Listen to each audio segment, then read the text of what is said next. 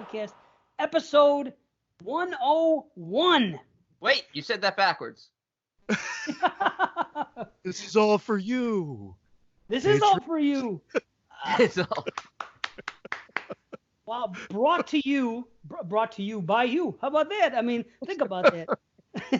We just went from 2,000 downloads to 80. I don't give a shit. I don't care either. I'm so happy. I feel like such a weight has been lifted off our shoulders. I feel tremendous about this show right now. It's more nerve-wracking podcasting to a select few that you know are listening. Like, cause we pretty much know everyone who's listening. Yeah. That's why it's great, because we know that they like what we do. No, you're wrong, because think of the assholes that are like on the regular group page criticizing, or people on YouTube criticizing that they used to listen, and some of them, they want to be critics about it and this and this. You don't know them. They're just faces in the crowd. The people that are here now, they want to be here. They appreciate us, and we appreciate them. So why is there anything to be nervous about? Unless we really somehow, become a bad podcast overnight. Well, that is very true. And just so that we get our quota of 3 episodes in. Good night, everybody. Yeah, we never gave a time limit. Yeah, bring us in for 102 right now. All right. Welcome to episode 102. Oh, yeah. So this is Christian thought it was a good idea just to say all right off the bat, and then pregame, and then I guess do it again. I don't know. No. Do it again because this is our show now. Yeah. Okay, so do we introduce ourselves, or do we just say fuck it? We know. Everybody knows who we are. Yeah, I guess at this point they should know who we are. I mean, did Brandon freeze? Oh, he did freeze, but he's back up and running. Uh-oh. He was like, and then he was good. I wasn't talking though, so hopefully my voice didn't. Darn it. Mr. Freeze. He pulled a Mr. Freeze. Is Mr. Freeze the guy on what do you call it? Is he a Batman villain, Mr. Freeze? Was that Yes. Arnold, right? Arnold played. Arnold played him in the movies, yeah. Yeah. I didn't know if it was Mr. Freeze or Dr. Freeze. That's why I asked. Okay. He's still in school for his doctorate. Yeah. He's a PhD of refrigeration repair. He's Master Freeze. He's just a master's. Mr. Freeze used to be a It's MFA Freeze. I gotta look this up because I know for a fact that Mr. Freeze used to be a those Freezy Pops that you Yeah. Yes. Okay. Yes. Mr. Freezy, I think, though, no? No, it was Mr. Freeze, and the reason I know, okay, hold on, Mr. Freeze Pops. Okay, I will never question Dave's memory of nostalgic candies and ice pops. It's true. It's insane. Shark Bites were released this week in 1981. What was? I'm surprised you haven't started that on the new patron page. You know how you used to post the movies were released this week in 1981? You should do it for snacks. Shark Bites. Oh, see? Shark Bites. Okay, you see that? Mr. Freeze. Mr. Freeze. Because there used to be a commercial at the end of wrestling. They used to have these wrestling shows. And at the end of them, I don't know if you guys remember Lord Alfred Hayes. He was a guy from the UK. And he would say, promotional considerations paid for by the following. At the end of the show. And one of the people that advertised with them was called Mr. Freeze. And then he would say, Mr. Freeze, Freezer Pops. So that's why I always remember that. There was a time when I thought about doing the production of the show, like sending this thing to C at the end, just to hear his voice saying promotional consideration paid for by the following, and then just put whatever we want there. Yeah. Well, if I could find that clip, I'll do it at the end of this. Oh, I'm sure you could. They did it at so many shows, man. Lord Alfred Hayes always came on at the end, and they always had the same terminology. Instead of saying these are the people that advertise with us or this or that, it was always promotional consideration paid for by the following. Isn't that weird? Who else said that? I remember that too, because that phrase is just ingrained in my brain. From him, Lord Alfred Hayes? I think it was worded that way in a lot of shows back in the day, like in the 80s. No, but I think it was him. No? I know it. I don't think I've ever seen this guy. You don't see him. You just hear him. Well, yeah.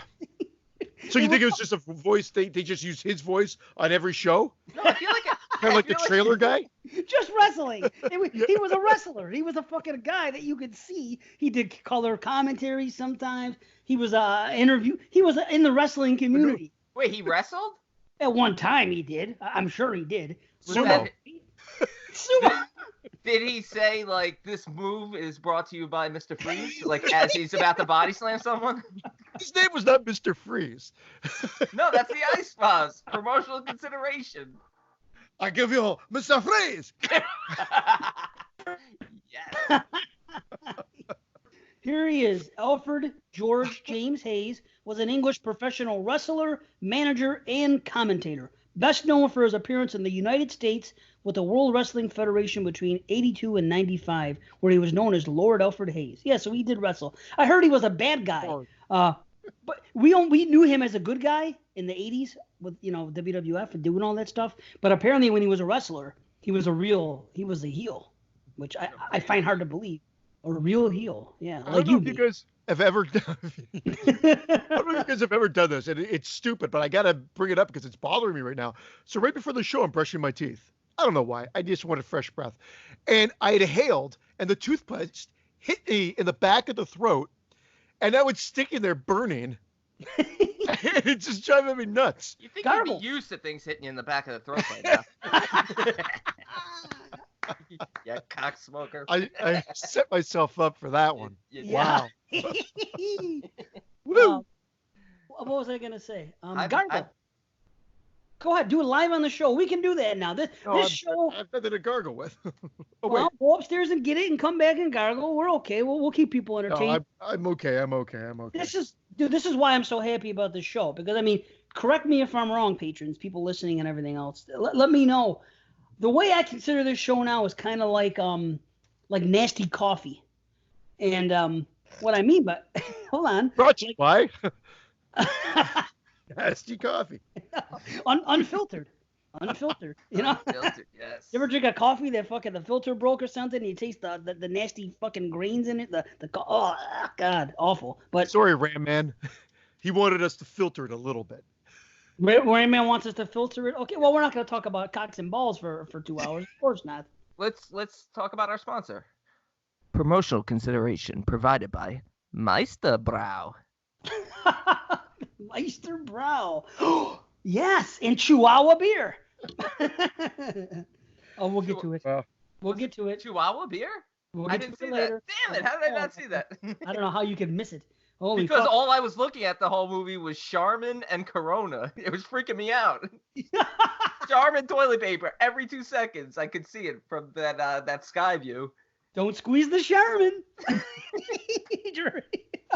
I wonder if people were saying that. You know what some woman said when my wife was shopping a few weeks ago? Because she was like, it was a doorbuster. It was like they opened up BJ's or whatever the fuck it was. And basically it's a doorbuster every day at these stores because people want to get there early. So they get in. So she went in there and some lady went up there and she announced it to everybody just so they wouldn't try to fuck with her, I guess. She was like, I'm buying all the chicken. She said, she announced it out for the world.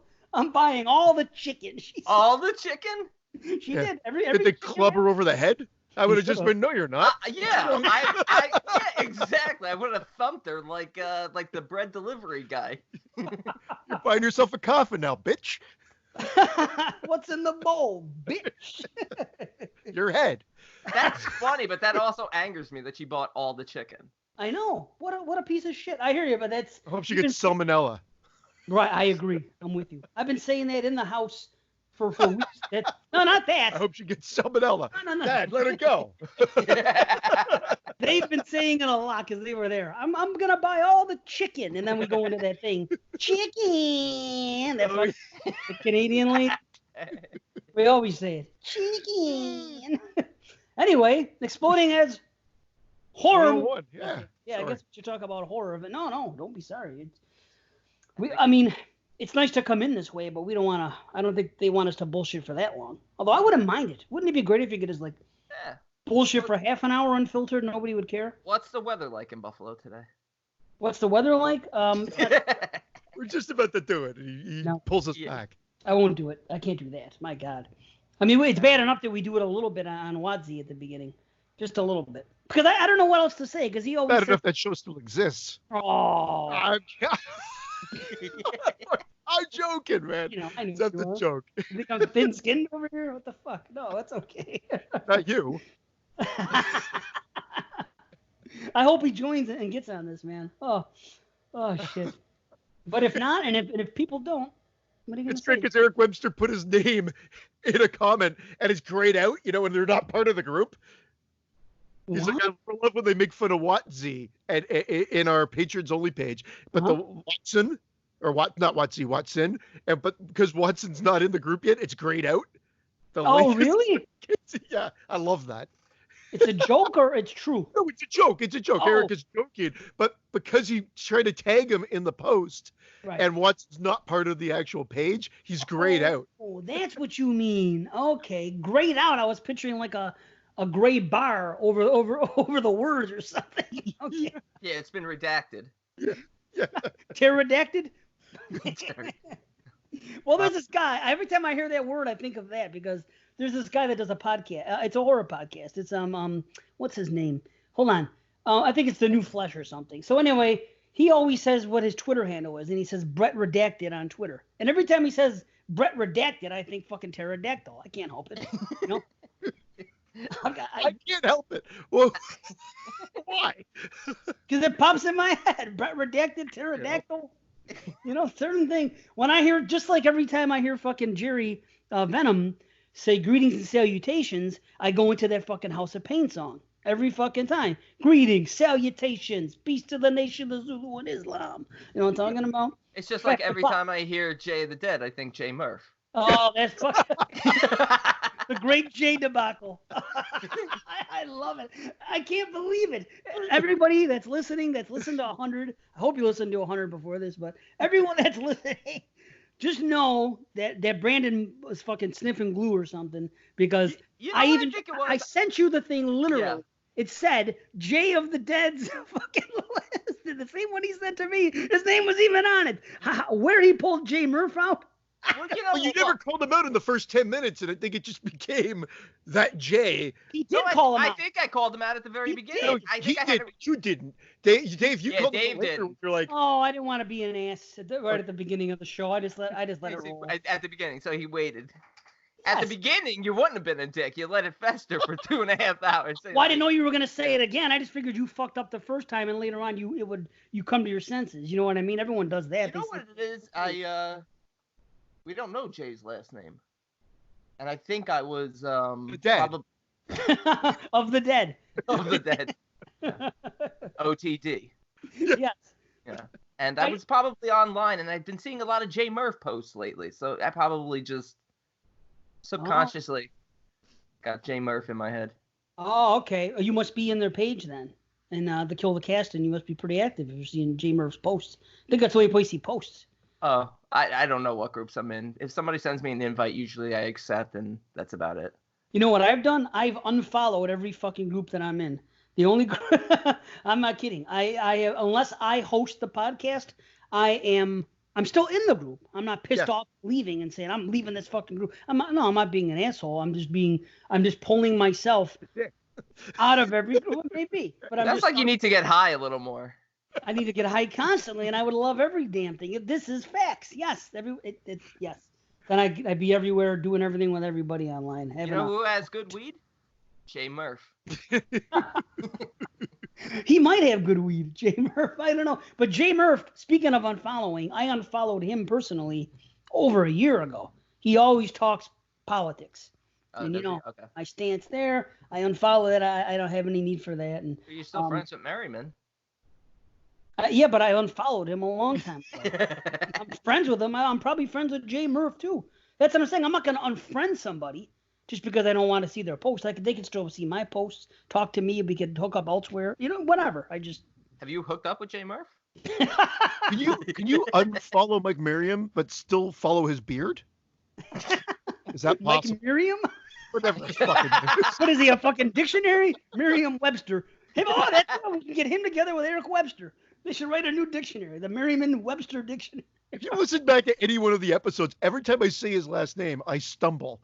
over his last name. Merriman. How really? Merriman, I know, but I've always seen it so fast. It's like, I guess, cinematography, and I just get into it, and my brain is working, or my mouth is working faster than my brain. So I'm like, Merriman.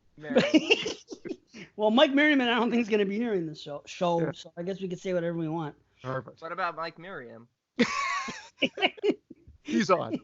I wonder if we could be bootleg. Do you think somebody could bootleg this show? Do you think someone could take the audio feed and do something like? You could download it and put it up as their own podcast, Exploded Heads version 2.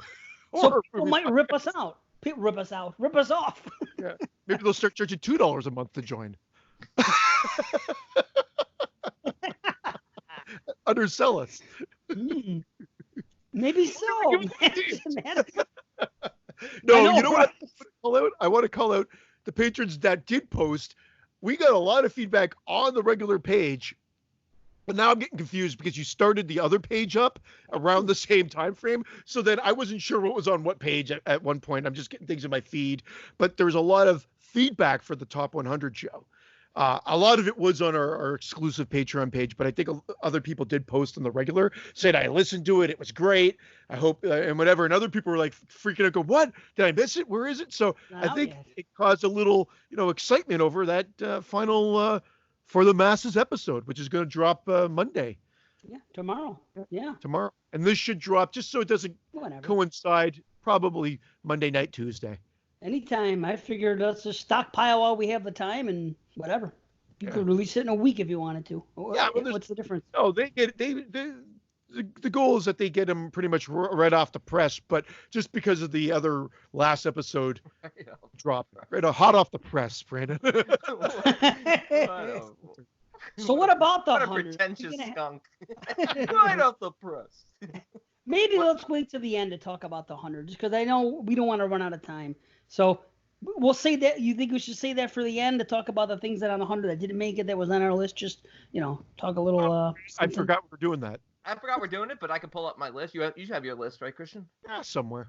Well, why don't we do it at the end? Why don't we do our first movie, and then we can do our questions, and then our second movie, and then if we have time, we'll talk about. I think we will. I think we will have time, but I don't want to put us in a position where we start off, we end up talking for 45 minutes about the top 100, and all of a sudden we're rushing through the other stuff. Yeah, don't honey dick us like that. No.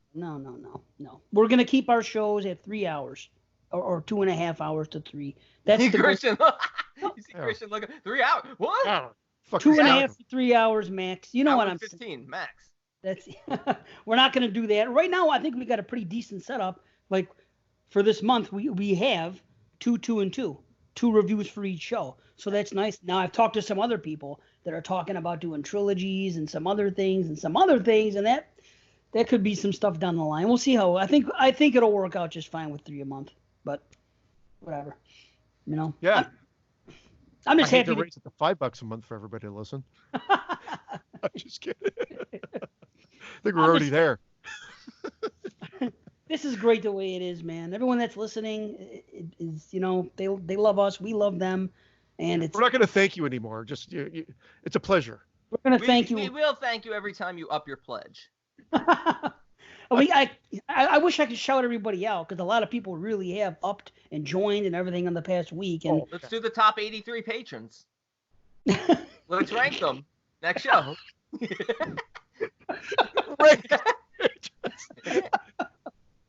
Nice. Who's going to be Mr. Irrelevant? 100. Let's hope we get 100. That'd be great. Yeah. Oh man. Oh wow. That's awesome. Oh man, that's great. Well, I'm getting hot already. I'm taking coming in at number 100 with a total contribution of $1. Yeah, someone did $1 once and never came back again. That was it. We love them. I still love them. Anyone that's listening. Hey, I got my 33 cents. I'm happy. Oh shit. Whatever. Yeah, you did. Paid out. You got paid. Maybe we should mention what we're actually doing tonight. I mean, I think they know if they're looking at the feed, but for an actual for a show standpoint, I think we should probably announce it. Do we even have a feed now? Now that this is out, when it comes up in the Patreon page, what does it say? Doesn't it just say episode 101 video uncut or whatever? Yeah, but now I'll actually put the description below. Are you gonna timestamp it? Oh no, you can't. That's too much. I could timestamp it like I used to always do. It just your voice went high. I think you're lying. You're lying. I fucking hate you. His voice got high. Well, I don't want to put any. We're supposed to be taking it easy as far as that's concerned. This is supposed to help you more than anybody. That's fine, man. That's you know fine. What I mean? Sometimes for the video, I don't because it just depends on like now with the way we've done the introduction here, it should be fine. The video and the audio will probably match almost identical. You don't have to edit it then. Is that what you're saying? But there's a video I don't edit. The audio I do. So that's where the timestamps. I usually timestamp the audio. So then the video's a little out of whack. That's why the video. You'll just have to double timestamp now. I think you should just go to fucking hell. Do us all a favor. Yeah. Really, the timestamp is only for things being spoiled. With Jason? Oh, fuck. Jay of the Dead, yeah. Or Jay Murph. Jay Murph. Oh, shit. My I don't even know. My favorite Murph, right behind Eddie Murph. And Murphy's Oil Soap. Oh, shit. What was I going to tell you? I know. Who knows? Timestamps, they're really only important for spoilers. Now, we could say right now the movies tonight we're going to talk about, they're going to be... I use timestamps to mail watches.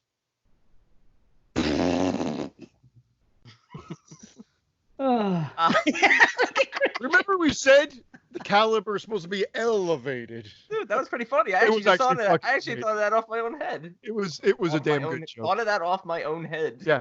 Stick to the jokes. Into the jokes, folks. Yes. The jokes. All right, go ahead, Dave. Go ahead. So the movie, what are we talking about tonight? I know we're talking about The Bay from Eric Webster. Well, not from Eric. Well, it's his. Wow. He directed it too. Imagine that. Eric Webster presents The Bay, starring a bald lead. You know, what was that song? The Sexy Bald Man? What the hell was it? Sexy bald motherfucker. No. Sexy mother bald. Sexy bald motherfucker. I think it was. All right. Sexy SBMF. Okay, that's fine. I want to hear it again now. Yeah, Fuck, that was. I'll find it. Sexy. Sorry. The Bay. The Bay picked by Eric Webster and Intruder. Who picked Intruder? See, I may not always know off the top of my head, but at least I know. You know what I'm Intruder. That's a Canadian song. Yeah. By Snow. Oh, yeah, Snow? Snow's Canadian? I got to double check now. You're making me second guess myself, but I'm good. Let's pretty keep sure him there. 12 inches. 12 Inches of Snow, his debut album. 12 Inches of Snow. What a clever title for your album. It's great. Yeah, it is great. If Christian released that album, it would have been like 5 1/4 inches of snow. On a good day. On a good day. Definitely not if it was snow around. Some girl thought I looked like Snow back in the day. Yeah, I remember some girl told me that. That's funny. I always remember that. I remember I took it as a compliment because I figured, he's on TV. He's got a hit. Canadian. There you go. Oh, Snow's Canadian. What's his real name? Snow. I took it off now. Oh, I figured it was you Wikipedia. I believe it's Snow. You should have hooked up with Vanilla Ice. How could that? That's a match made in heaven. Vanilla Ice and Snow. He could rap, he could sing. Man, tell you, Snow Ice. I think that's his name. What? Snow? Like Madonna. Oh, that'd be cool. Snow. He's Jewish. His last name is Cone. Snow Cone. Yeah, we got it. We got it. Nobody really knows. I got it. I did get it. Like Cohen? Yes, yeah, not C-O-N-E, C-O-H-E-N. Snow Cohen. Snow Cohen. It's even funnier, Snow Cohen. Well, do you pronounce that name Cohen or Cone? Because Leonard Cohen, isn't it C-O-H-E-N? Everybody calls him Leonard Cohen. Yeah, it is Cohen, technically. Yeah. Okay, I didn't know. I thought maybe the pronunciation could have just been, Cone. So when you say it fast, it sounds like Cone, but... Jewish people say it, does it sound like Cone? It's part of the, a dialect of, old school or something? Cohen. I don't know. What? Sorry. Oi. I don't fucking know. Oi. What do I know? All I know is that, mostly because Mel Brooks always used to do it in his film. Oi! Lesbian. What do you say? Lesbian. Lesbian. What did you say? I said, oi, Vesmia. Oh, okay. Vesmia? What does that mean? I don't know. Really? Wow. I wouldn't even know how to spell it to look it up, but it's, Yiddish. Yeah, okay. Every time I hear the word Yiddish, I always think of a billy goat in a fucking Merriman? Yiddish. Like I don't know. Like a merriman. Like a Miriam. Funny what comes to this. Can we say what we're doing tonight, by the way? Intruder. We keep getting. Yeah, okay. Oh yeah, we did do it. I'm so sorry, Intruder. Well, that's how we got started. That's Intruder. Actually, how could I forget? It's actually coming. This is why I forgot, because I don't know his name. It came from Scott, aka Chris, or Chris, aka Scott, whichever you want to call him. He picked Intruder, so awesome. That came off the slasher list, and the Bay came off a 2 list actually, because it made the top 100, and it came off my found footage list. So. And had I watched it maybe a few weeks ago, it would have been way higher on my 100 list, or on my list as well. It was. I'm almost positive. Actually, I could check, but I'm pretty sure it was on my list anyway. But it would have been way higher. It didn't make my list. What? Interesting. What? Would it now? Yeah, it might. Although I got to admit, it was really quite terrifying watching it now. Thanks, Eric. Just what we needed to watch right now. Dave was getting mad at me. He's like, "Stop being so sensitive." I'm like, "It's scaring me." And that doesn't make it a good movie. It does make it a good movie, but it literally felt like I had the news on.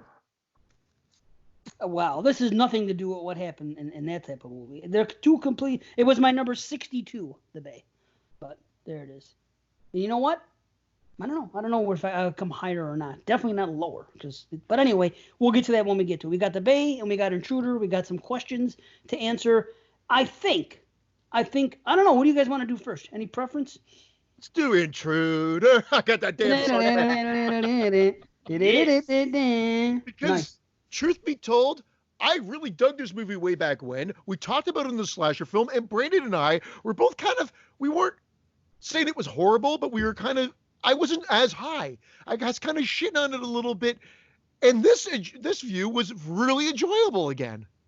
Wow, I interesting, really because I remember when we talked about coming down on this one, and every time I watch it, I like it less and less. What? I got something to say then. Well, first of all, I got breaking news. Emma Wright has just joined us. Hey! A live shout out. Yes. A live shout out. Right before we recorded, Cody came in. Right before that, William came in. Anyway, people are popping, but I wanted to say something. You know? M. Wright Shyamalan. Woohoo! Oh, man. That's awesome. Anyway, you didn't give your official thing. Yeah, well, Christian just decided he's changing the format. He's jumping right in. He's giving ratings. I haven't even gave a description yet. Nasty coffee. It's okay, buddy. Nasty. All right, Intruder, directed by Scott Spiegel from 1989. The overnight stock crew of a local supermarket find themselves being stalked and slashed by a mysterious maniac. Boom. Not mysterious if you got the VHS tape. Isn't that a shame that they did that? And the new release on the Blue and all that shit? It's all there. And I'll tell you what, I never saw any of this when I was a kid, but if you watch the trailer, boy, it's pretty obvious. Have you seen the trailer? And they show when he's talking, he goes, "I just love this store." And they show he goes, "There's going to be one more killing tonight." Don't you think that's fucking giving who else would talk that way? If you're not. Dude, not only is that VHS obviously a spoiler, but remember what was the other slasher? Was it Girls Night Out? The title menu. The title menu for Girls Night Out, if you pop in the DVD. Uh-huh. What does it say? It shows the killer with a knife. Really? On the title menu, like before you hit play. Yeah. I think you mentioned. Did you bring that up on the show? I think I brought it up on the 50s. Yeah, a lot of these slashers like to spoil. But to be honest, this one, man, I have so many issues with this film. Oh my god. Well, hold on. Hold the fuck on. Hold on. Listen. No. I'm not mad because part of me. Fuck on. I'm not mad. No, I'm not. I wanted to say this right off the bat before we went into it. I was going to say it anyway because I kind of get the same feeling. I'll meet you on that because I don't think this movie is meant to be watched again and again and again. Okay, and that's fine, but I feel a little bit like you do, where it does decrease a little bit each time. However, the reason I'm still holding it up high is because take a look at this movie, take a look at the year 1989, and take a look at the year 2020, and take a look at me now. There's just an empty space. There's the singing. Didn't we promise Marco lots of singing? Yeah. There you go. And you coming back to me is against all odds, and it's what I gotta face. This is why we rule. I agree. Thank you. Yes, I'm patting ourselves on the back. Okay. So take a look at 2020. Why is a movie like this so fucking hard to make? They can't make it. Say what you want about Intruder, but when's the last time you watched a slasher movie just like this that they've been trying to reproduce again for years and years, and they can't? Just your basic thing. The characters are fine. Yes, there isn't a whole hell of a lot going on in between, but it's not annoying, and the kills are all, not all, but a lot of the kills are mwah. We don't see this anymore. So you can criticize us if you want, but look at nowadays. The three of us, I think, if we had the budget, we could make a slasher movie like this, but why is something like this so hard to do nowadays? That's why I still have to give it heavy props. You can't. They don't make them like this anymore. I can't do it. I can't do it because as judging this film by itself, it's still a very mediocre film, and the characters are absolutely terrible to the point where even I'm not sure what certain characters' names are. And Jen, the character of Jen, she's like Rennie. Not really. Not really. I wouldn't go that far. Yeah, but you know what? I know what you're saying. For a movie that spends 35 minutes of its running time trying to get us to get to know the characters, they're still like paper thin. And the acting is so bad. The acting in certain scenes is bad. I think the main guy that ends up, spoiler, it's a guy that is the killer. I actually think he does a pretty good job. I think he's the worst in the whole film. What? He is the worst. He is the worst actor. Horrible. Him and the Spicoli character. Terrible. Well, the Spicoli character was a cardboard cutout. It was a caricature. The dialogue and the acting and the fight sequences and the shitty POV views. Do you know, like, in this movie, like, focus more on developing your characters rather than give us a point of view of a shopping cart, a point of view of a telephone, and a point of view of a garbage can. That's the director Scott Spiegel. Spiegel, thank you. Spielberg. Spiegel, my precious. So Chris Spielberg. Dr. Feelgood, what'd you say? He was called Dr. Spielgood. Dr. Spielgood.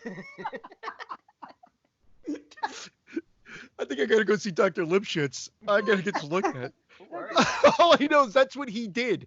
He took, I guess because he worked so closely with Sam Raimi, he took it like to these wacky, I won't say pretentious, but definitely forced angles. Like, where was he for the last 2 years? Jail. And it comes in it, and it goes and it shows her through the gated display. It's a little overdone. I totally get you. But it's a gimmick. And have you ever seen a butcher knife that doesn't cut through anything? Not even flesh?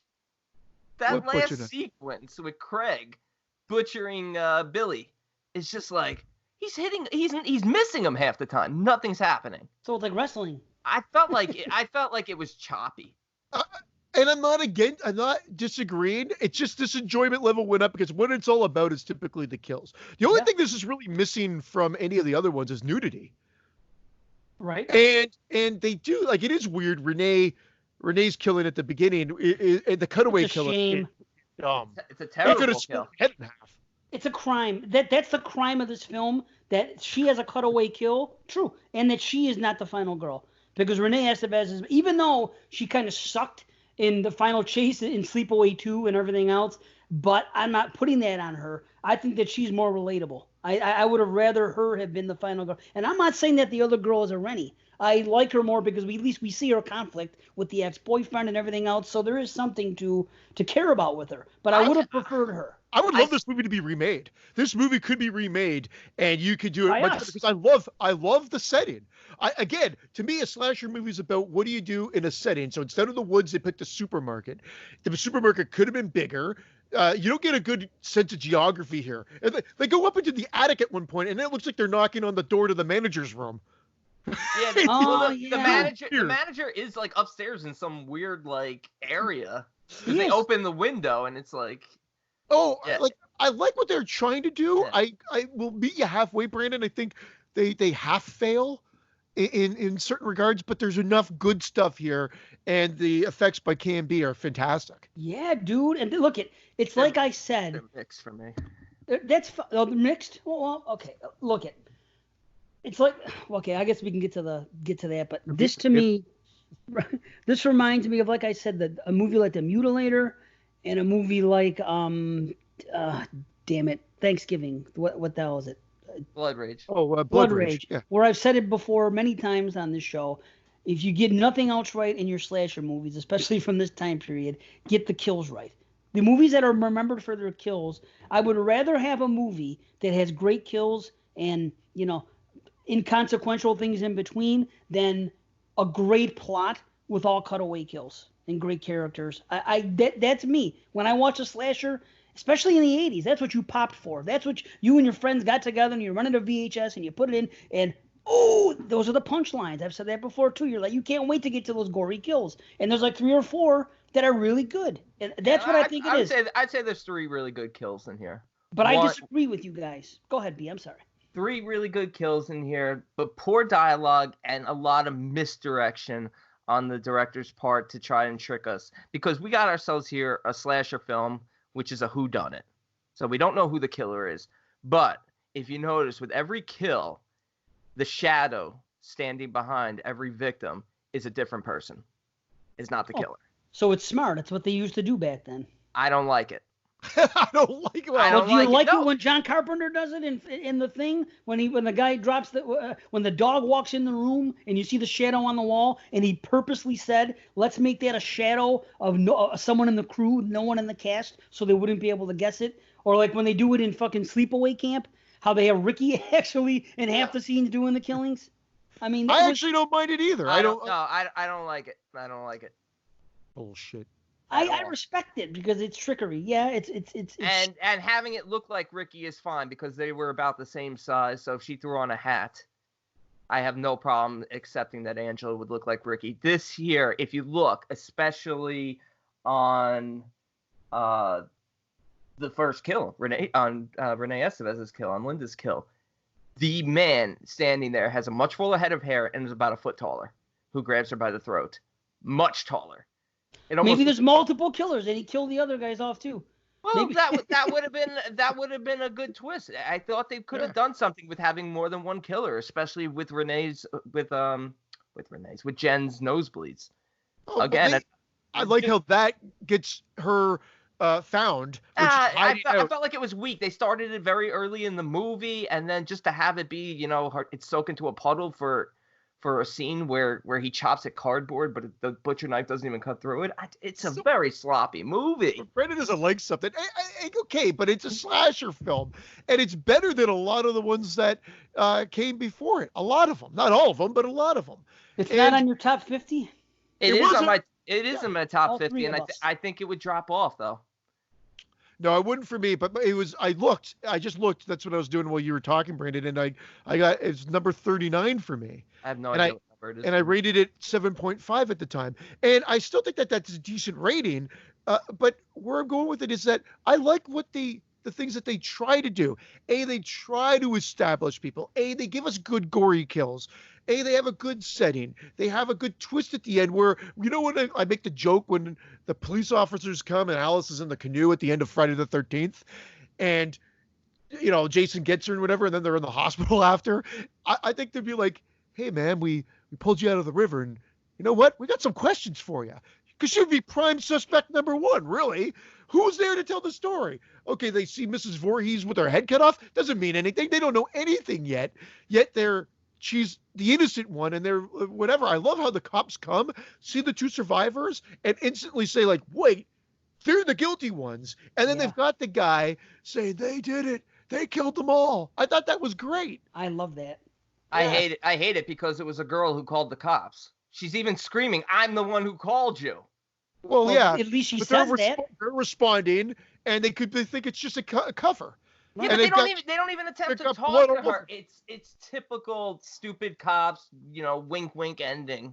Yeah, but it was a 3-second shot. Yeah. You're acting like it was 10 minutes after. It was like 10 minutes of them slamming them against the car. The cop pulls her hair, which I'm laughing at this point. It's funny. They're like slamming them. It's like a Three Stooges routine. Well, I'll tell you what. Get in there. This is the Sam Raimi offshoot. The friends that were part of like the film crew, and they went off and they did, Thou Shalt Not Kill Except. They did Intruder, and they went on to do their own things. And I think they show back up in like the Hercules series and Xena and whatever, and they help out. Like they're just an offshoot. They don't have the same talent that Raimi does. I think Anal Itch has got me down. That's probably what's going on here. That is what he says. You are acting as if this is like high caliber art. No, but I used to hold it in such high regards. Even as a slasher, I know we got to hold it to a different standard, but it's just my enjoyment level of this. I'm watching, I'm like, this is fair. Sloppy. I'm like, it could be better. What are you doing? Fair. What are you doing working tonight? Working. What? Who wrote that? Oh, come on. Look at Friday the 13th dialogue. I mean, come on.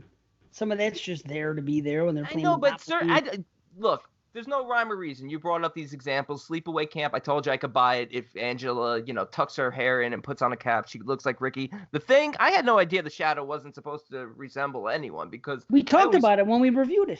Did we? Yeah, I brought it up. I know. Dude, I don't remember what I said 10 minutes ago.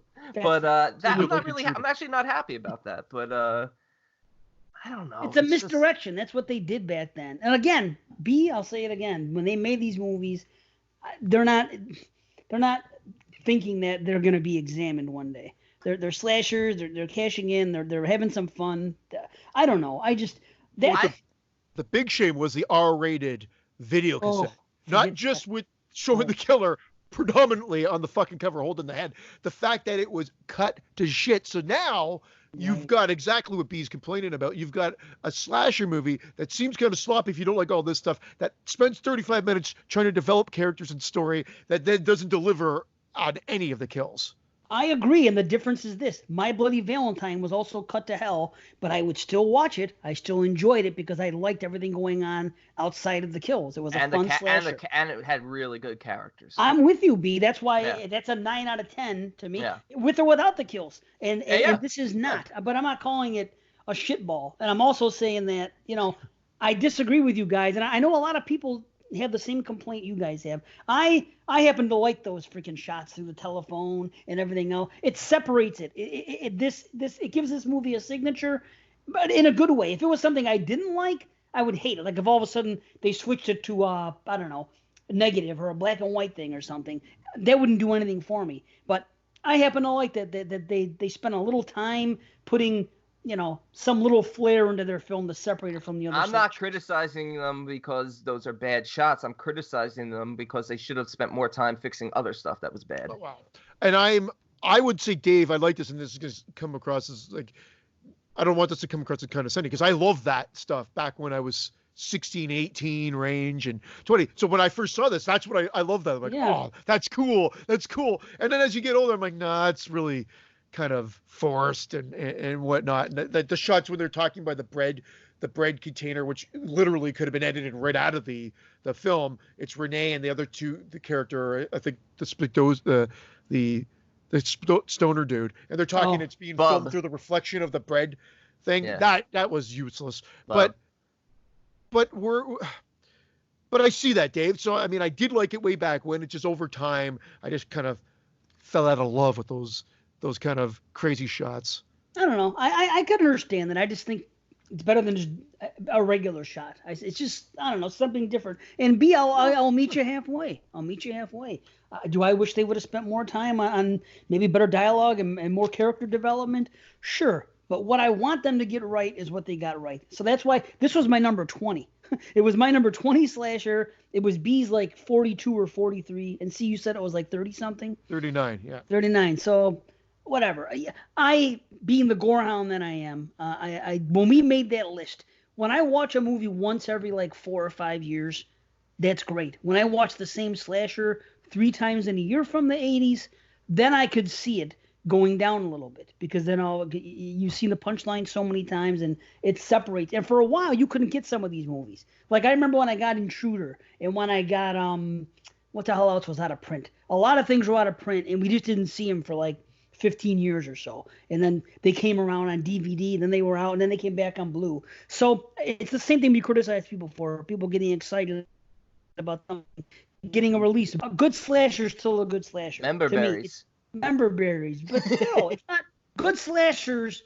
Something that is worthy enough to make a top 50 or a top 100. If you're a slasher fan, it's different to you. I happen to like, the way slashers are. They're fun to me, and it's like, I don't know, it's just different. Maybe that's why, like C says, you got to look at it for what it is. And it's like I said on our show, they're like cult movies. I find myself being pulled further and further away from the slasher genre the more I rewatch some of these.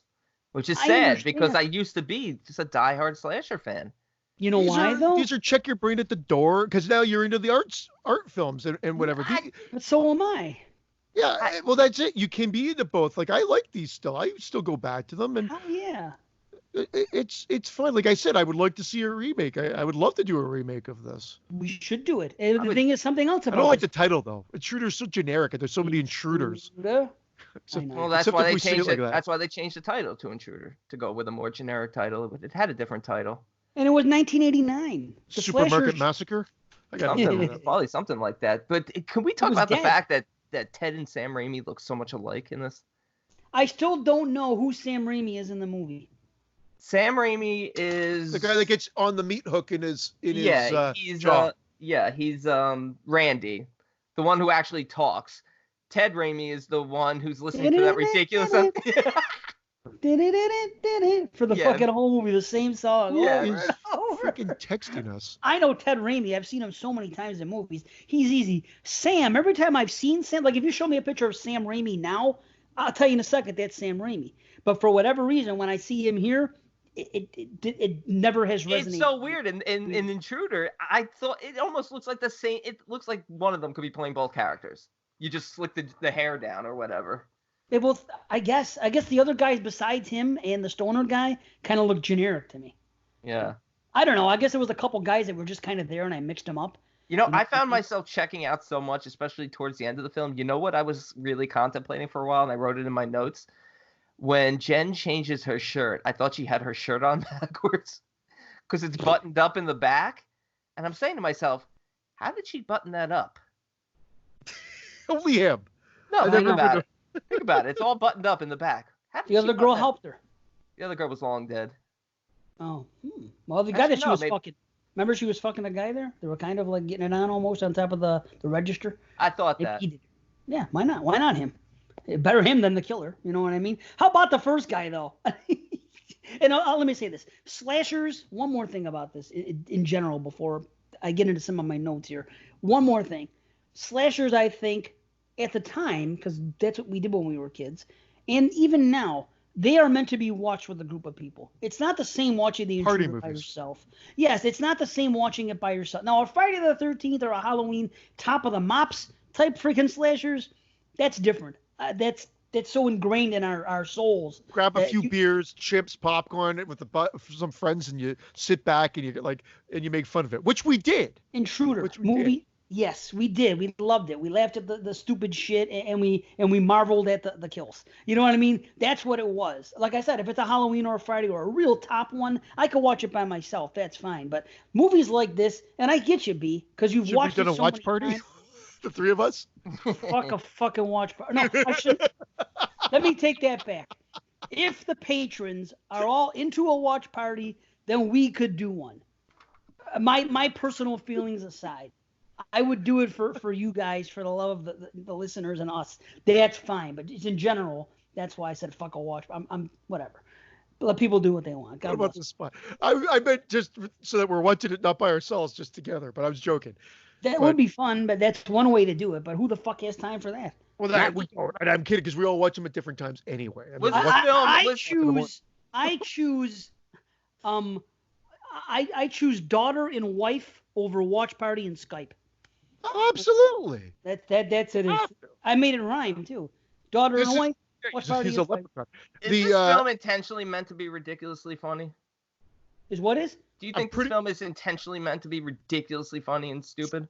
The Raimis. Of course it is. Yeah, no, it's there. I mean, I think it's supposed to be totally tongue-in-cheek. The police, they run a background check and they find out that Craig's on parole. Like, that was hilarious. Who found out that? The cops. They're like, we ran a background check and we found out he's on parole. Of course he's out of prison. He just attacked you. That's why you're called there. Wait a minute. Now I'm confused. They call the police to the store. The police show up. These goofy-ass cops who are like 90 years old. Right. And, they're telling them, Craig came and attacked us. They're like, well, we ran a background check, and it turns out he's out on parole. So why is that weird to you? Why wouldn't they? It's a ridiculous line that it's only meant to garner laughter from people. Why is it? Of course he's out on parole. He's there. He's out on. No, they're just saying that he's out of jail. He was just arrested. Now he's out. Yeah, he's a criminal. A year in prison. Right, so they're letting us know that he spent the year in prison. They're letting us know that. We already knew that because of the story. Well, the cops are telling the people that. Like, if you call the cops on somebody and they were broke into your house right now and tried to kill you, and they know who he is, though. They know his story. That's what's so ridiculous. Yeah, but the cops don't know that you know who it is. They're going to come and say, hey, we found this guy. He's out on parole. I'm assuming Jen, when she called the police, said, hey, my ex-boyfriend just attacked us. His name is...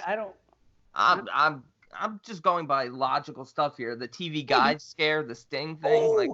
How about the TV guide? Did you guys realize that there were 2 TV guides in this movie? And out at the same time. Yeah, one of them says it was blue, and the headline was is TV getting better or worse? It says. And then there was another one a little bit later, and it was another one, and there was 3 people on it: a guy, an older woman, and a kid. I was trying to figure out what show it was at the time, but the reason that's funny is because TV Guide only came out once a week because it was for the shows that week. So they had 2 TV Guides out at the same time. I got a kick out of it. You could always find, I remember buying the TV Guides. You could always find the old one still there alongside the other ones. I suppose for collectors. I miss the TV Guide. You think there's collectors of TV Guides? Absolutely. They display them on a wall? Absolutely. I would love that, though. You'd be able to find out, because I've always wanted to go. You try Googling when Friday the 13th aired on TV. You'd figure you'd be able to get an answer. It's not that easy to find out when it first aired on TV. Seinfeld. Arthur Costanza collected TV guides. Well, there you go. Get his collection. Just for the title's sake, it was a working title called Night Crew, which is a much better title. Yeah. Night Crew. Then there was another pre-release title called Nerve Endings, which I don't really like. It doesn't sound. And then there's a video title also called Night Crew: The Final Checkout, which is actually a good slasher title as well. Generic. Checkout would be a good title. Yeah. Checkout is a great remake title. It's a double. Yeah. It won't be a remake. We won't call it a remake. It can't be a remake because it's got to be better than this. So it's got to be a reimagining. Why can't whatever it is, we can do it. We can have our daughters act in it easily. Your daughter's the same age as mine, basically. I don't have a daughter. Me and C, and then you could play. I'm out of the project. No, you could play a cop. You're executive producer. Can I play Produce Grimsby? Key grip. Go grip my cock in the back. With a key? How about that opening title sequence? Didn't you feel like it's an opening title sequence for a werewolf film? Yes. Like, what's that? Like, I'm sorry. I have so many complaints. It's so funny. The music was a little. I liked the music, but it was definitely repetitive. Yeah. Like. It fits in though. I mean, I can dig it. How about the green? The letters being in green, Intruder. I like it. That's what I like about these kind of movies. Back then, they actually did certain things on the freaking on the title card. I respect it, even though it might be a little cheesy. I like it. How about this? How about when the boyfriend comes in and he tells the girl, "I got a gimp hand from writing letters." He tells her, "A gimp hand." He's trying to make her feel guilty. He was writing so many letters in jail. He's got a gimp hand. Oh God, sick son of a bitch. This was another one. So I know that the back of Fangoria, there's like the midnight video or whatever. Yeah. It was either midnight video or the other one, Revok Films, that I got this uncut. Revok, what is it? Fucking, what do you call it? Scanners? Yeah, that was the guy. Wow. They had one in Canada, and he had a bunch of uncut videos as well, uncut gems. Yeah, but this was this is what I ordered in.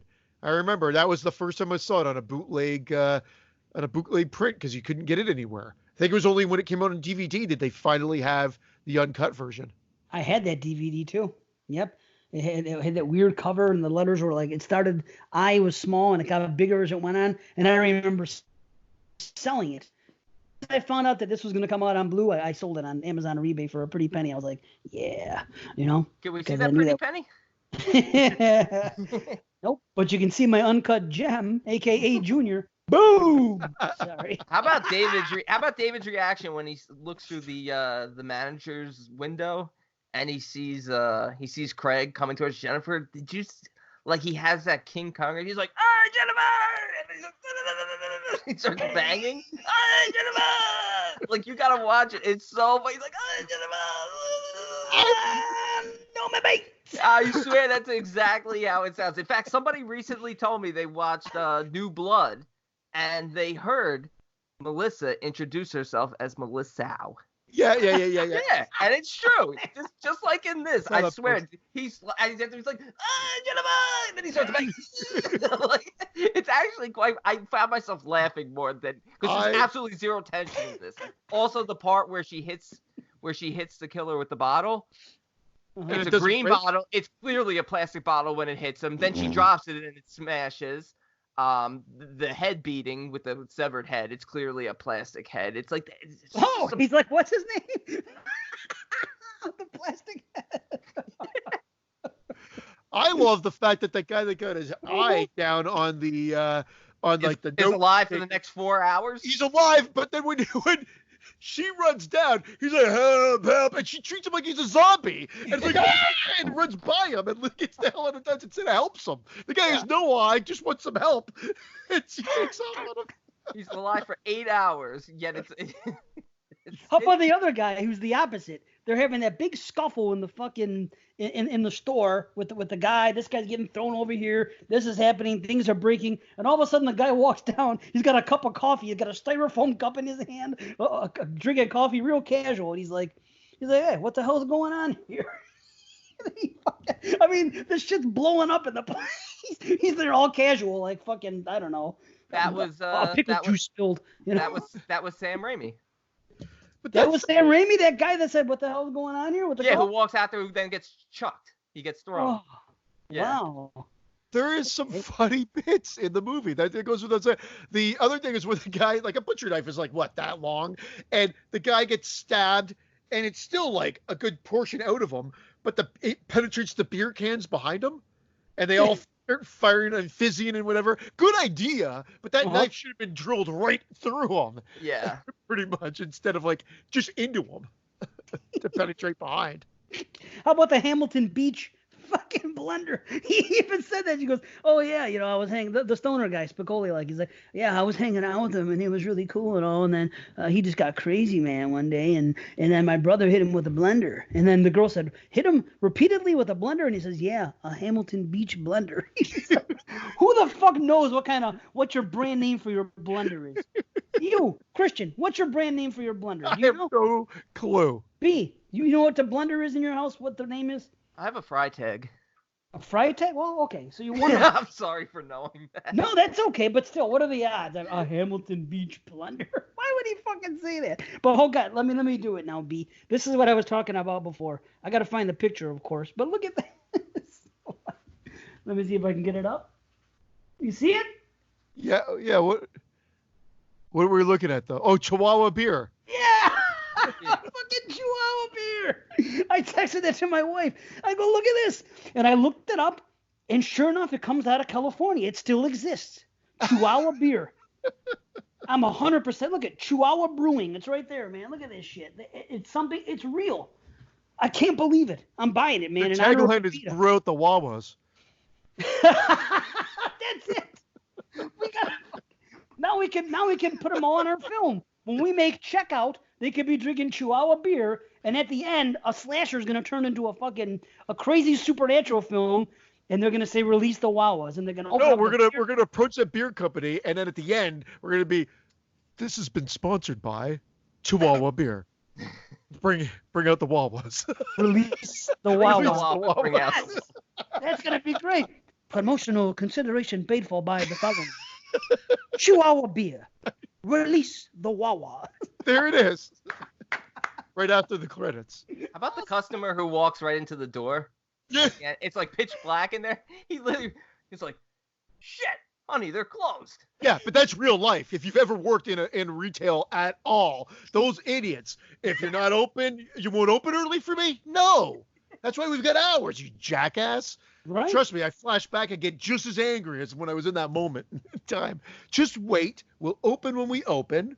There's a process here, and we close when we close, assholes. Right? I like when he pulls her hair out. You see how much hair he pulls out? Oh yeah. No. He almost scalped her. At the end, she's like half bald. Oh, that's great. She looked like Eric Webster by the end. Sexy bald man. Awesome. Chihuahua is made by Cerveza, the original Mexican-American beer. Man, I can't get over that. How have we never heard of Chihuahua? You can tell you can't get over it. I know. Anything Chihuahua is going to make me pop every time. I mean, holy shit. Anyway. What was written on the door? Was that written by the customer who couldn't get in? Did you see that word written in like the dust on the door? No, I don't remember. It's spelled star one way or rats the other. Star or rats, huh? Yeah. Wow. I don't know. Star or rats? I wonder what he was trying to say. Probably rats, right? Why would he say either? Oh, rats! It's closed. Rats, maybe. This is the kind of stuff I was noticing. I was like waiting for like it to end, and I'm like, oh look, it says rats there. Rats or star? Interesting. I don't know. And the bread guy is the director. Who is? The bread guy who gets killed. Oh, really? Yeah, he gets killed and then he gets thumped on the head.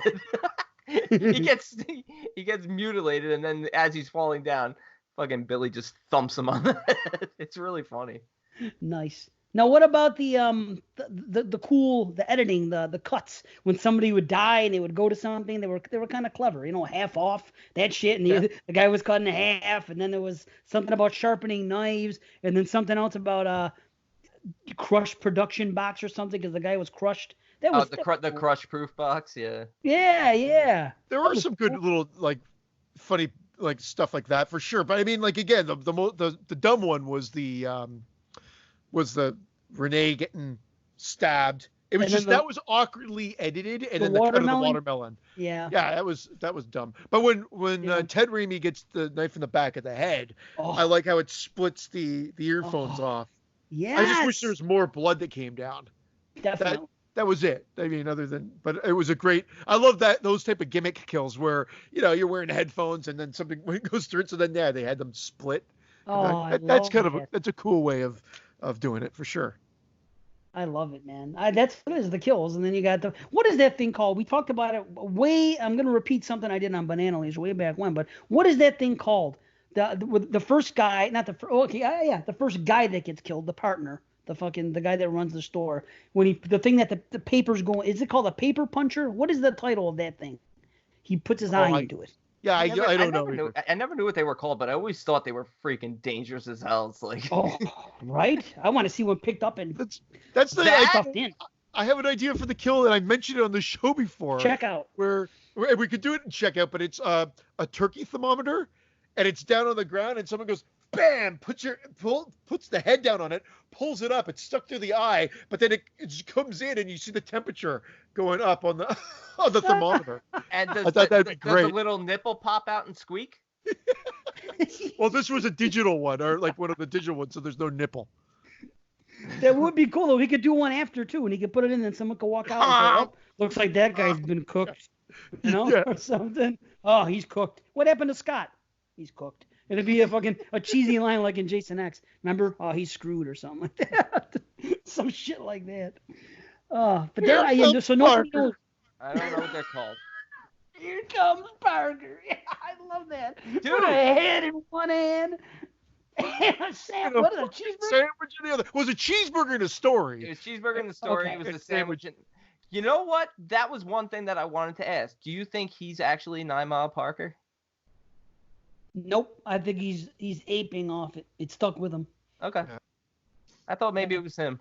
Here comes Parker. I like that part. Yeah. And beating him with the head, even though it does look phony, it's still great. Just beating him with a severed head. I dig it. Yeah. Remember when he holds it up and he's talking with it at first? I love Yeah, that. but talk about a guy who gets knocked out with one punch from Craig in that awful opening fight sequence. And then all of a sudden, 20 minutes later, after he signs the contract that he has to sell his store, he has superhuman strength and he's picking people up by the back of their necks off the ground.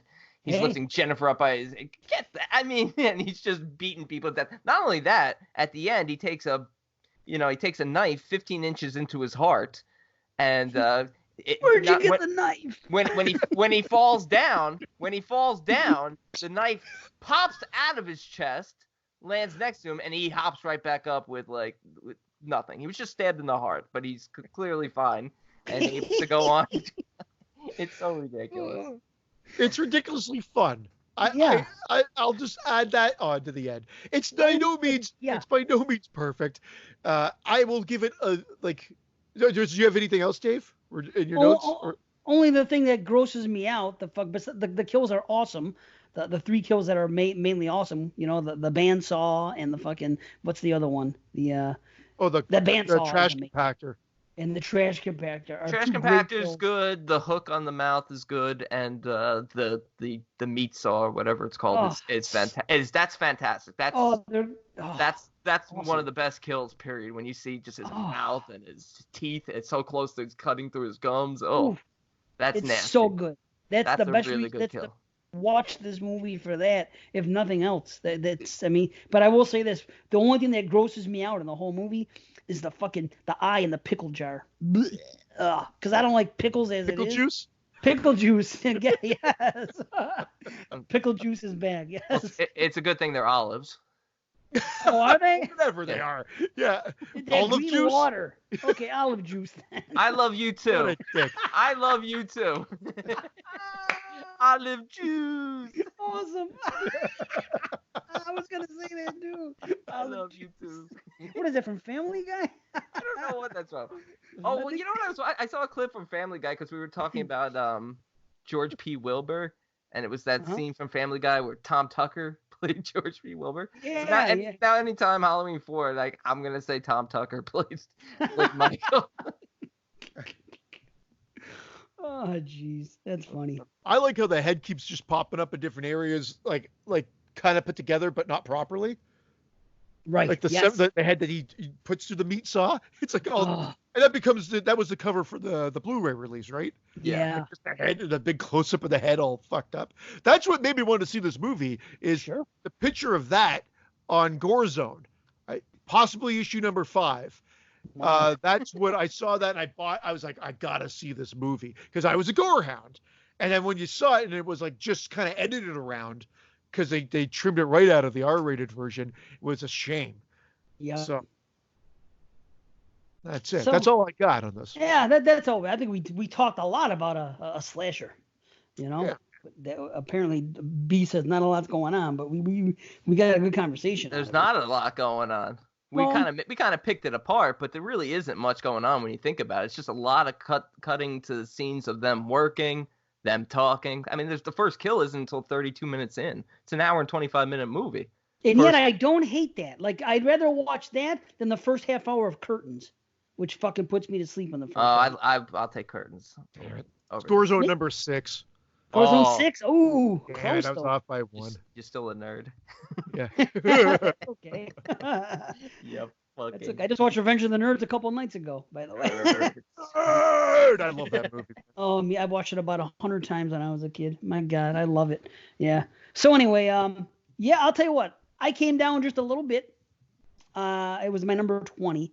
I came down a little bit. It's still making my list though with the rating I'm giving it. And I'm giving it the old Jason Lloyd, 7.5 out of 10.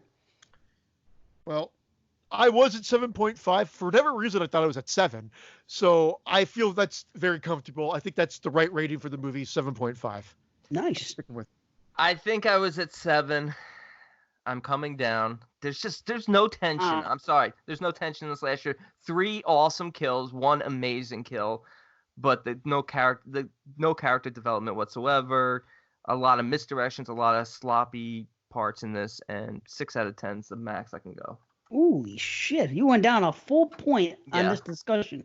There's just no enjoy. No, it's not even the discussion. I actually enjoyed talking about it more than I enjoyed watching it. I find very little enjoyment. Oh, whoa! Intruder alert! Intruder alert! I remember that. I had that too. I sent them the Gore Zone cover, everybody. Oh yeah, maybe I'll edit it in. Yeah. There were no jump scares in this slasher. Nothing like that. Nothing like And they could have. And this is why it's ripe for a remake. Yeah, it is.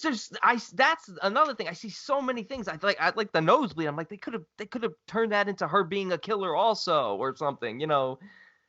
Yeah.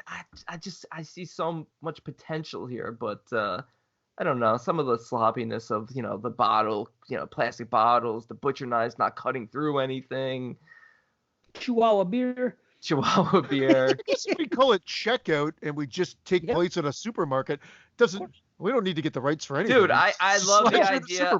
I love the idea of a slasher in a supermarket, and I love the idea of a slasher in a school, because I always thought the old-fashioned paper cutters in the school, you take that thing off, man, you could have some good decapitations with that. Oh, that could be in a supermarket too. The guy's office. That's true. I love that. I love those old-fashioned paper cutters. Remember, they used to let us use those in 2nd and 3rd grade. Yeah, they could take your head off. Fingers stuck in that. Yeah. And why? Why did they not? And I'm gonna spoil it now. I don't think anyone's gonna steal my idea, but they have a meat slicer. And they show it in the movie. Why was that meat slicer not used in a kill? You know what I'm talking about, right? The circular saw and the thing. All my life, I worked around one when I was in the pizzeria business, you know. I used to always picture someone's tongue being put up on that fucking... doesn't it just make you wince? Dude, that's a... I worked in a deli, and those things are so sharp, because we had to be careful. When I first started, my first job, I was 15. I wasn't allowed to use it. Sure, right. I know. And they wouldn't let me use it until I think when I turned 16. Still not allowed to. He's a member of the Ark. I know. Well, they said, stop putting your dick in the meat slicer. Stop I'm just crazy about this store. Awesome. I'm telling you, look, be on the lookout. Checkout 2022. We can do it. Look out for checkout. Yeah, we'll say that. That'll be. We can have promos in the meantime. Be on the lookout. This should be our film. This is our film. This is what the patron money is going towards. Our slasher. This is what we should be doing. We're gonna walk down a supermarket location. We'll have to get like some little mom pod place, but it's got to be big enough to make it. The fucked up part. Yeah.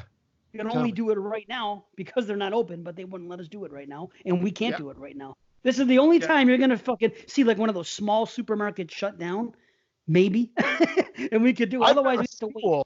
Down the street from me, a high school that's closed down. Ooh. Closed down, boarded up high school. Really? I've been like, I would love to film. Like I was thinking, if I could get like the rights to go in there to do like a ghost movie or something like that. But if the electricity works and whatever, you can go get some B footage right now. Go right now. Yeah, just get the B footage right. Just our set, we turn it into a grocery store. No, right now, go. Somewhere else. No, please go. Oh, see, we need a kitchen more than anything. Before, and I loathe you now, Patreon exclusively. Jesus, my screen is Patreon exclusive. Oh, awesome. Anyway, I liked it. Fun watch again. Thank you for recommending another watch of it. Yeah, thanks, Scott. Why do I I feel like lately my ratings, like I've been like a negative Nancy on my ratings. I don't know. I hope the next movie you do brings you up, but we'll see. I know you were kind of bitching about that, but we're not there yet. Bitching about it for different reasons, not because it's a bad movie, just because it's scary. I'm not knocking you. It frightened me. I am. That's okay. I am. Maybe we should do our questions now. Yeah, boy. Yeah. Yeah, boy. I have a feeling this is going to be a regular thing on the show.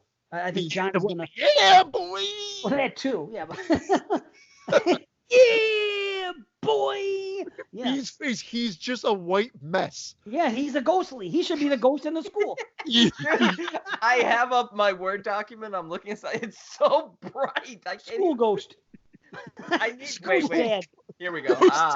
Stepdad. Ghost dad. Ghost son. Ghost stepdad. He's the total opposite of Bill Cosby. He's that white. I would like to talk to you. Oh, that's great. Whew. Man. Okay, so. Brandon. Can I call you a cab? Don't call me a cab. You're a cab. You're a towel. I was watching Kicking It Old School last night. That movie was funny. I've never seen it. It's so bad, but so funny. There's one part where he's drunk and she's like, "Can I call you a cab?" She's like, "Don't call me a cab. You're a cab." Oh, I get That it is now. such an old joke from like the 50s. I think it's like in every like musical movie that my dad showed me. Hey, call me a cab. Hey, Henry, you're a cab. Well, it's nice to know that you and your dad are both gay. Right. Watching 50s musicals. Never H. What's your favorite movie? What? My favorite movie is a gay movie. Harry Potter. Hedwig. Harry Potter and the Angry Inch. Hedwig. Yeah, the owl. Yeah, see? I still think episode 102 we should do gangster voices the whole show. Yeah, see? Don't call me a cab. You're a cab, see? I watched a lot of 1950s movie. I don't think I've ever heard that joke once. It was in everything. Oh, okay. That now. Everything. Okay. It was like. Wait, I'm looking it up now, and apparently, yep, you're right. Look, in everything. I think it was in a. It sounds like it would be like Abbott and Costello or something. You know? Yeah. I'm bringing the fuck up. Yeah, I'm Abbott. You're Costello. We're gangsters. Call me a cab. Don't call me a cab. You're a cab.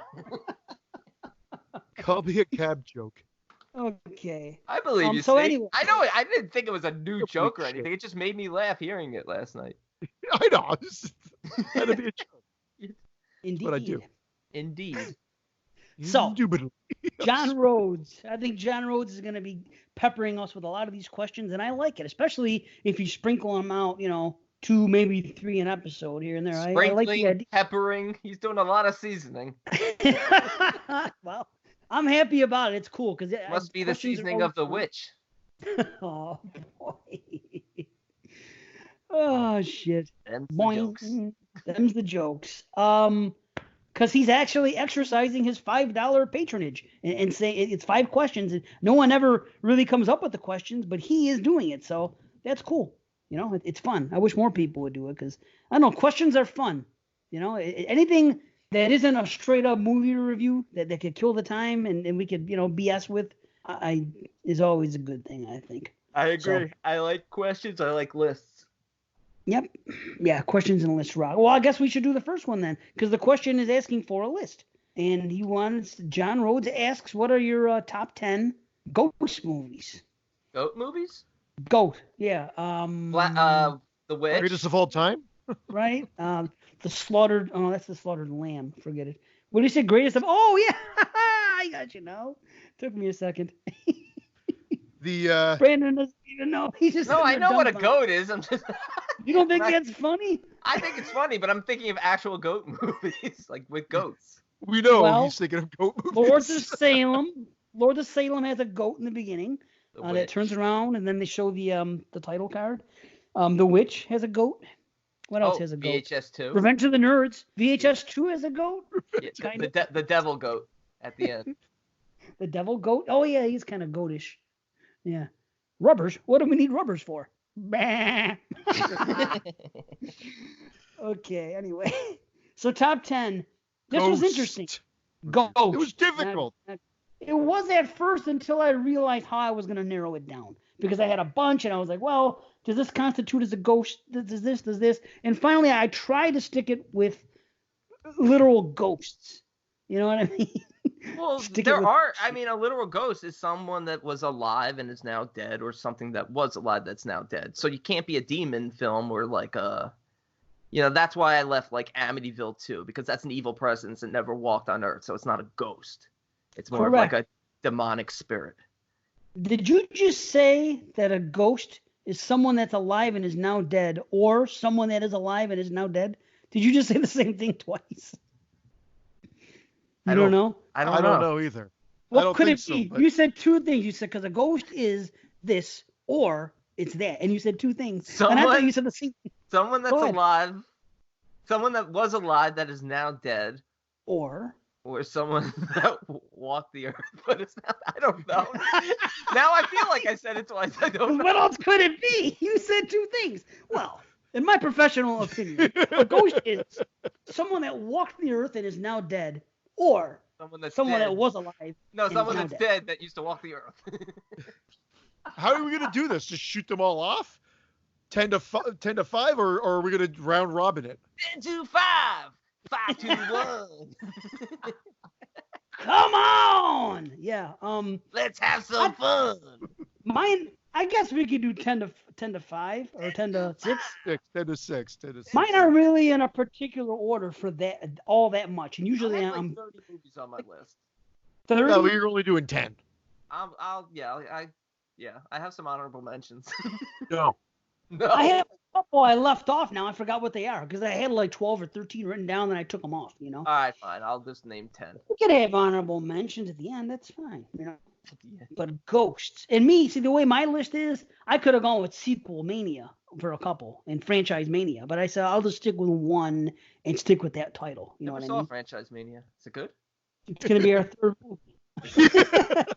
You think we get the titles going for this? We can at least do that. We're creative enough to come up with titles. Yes.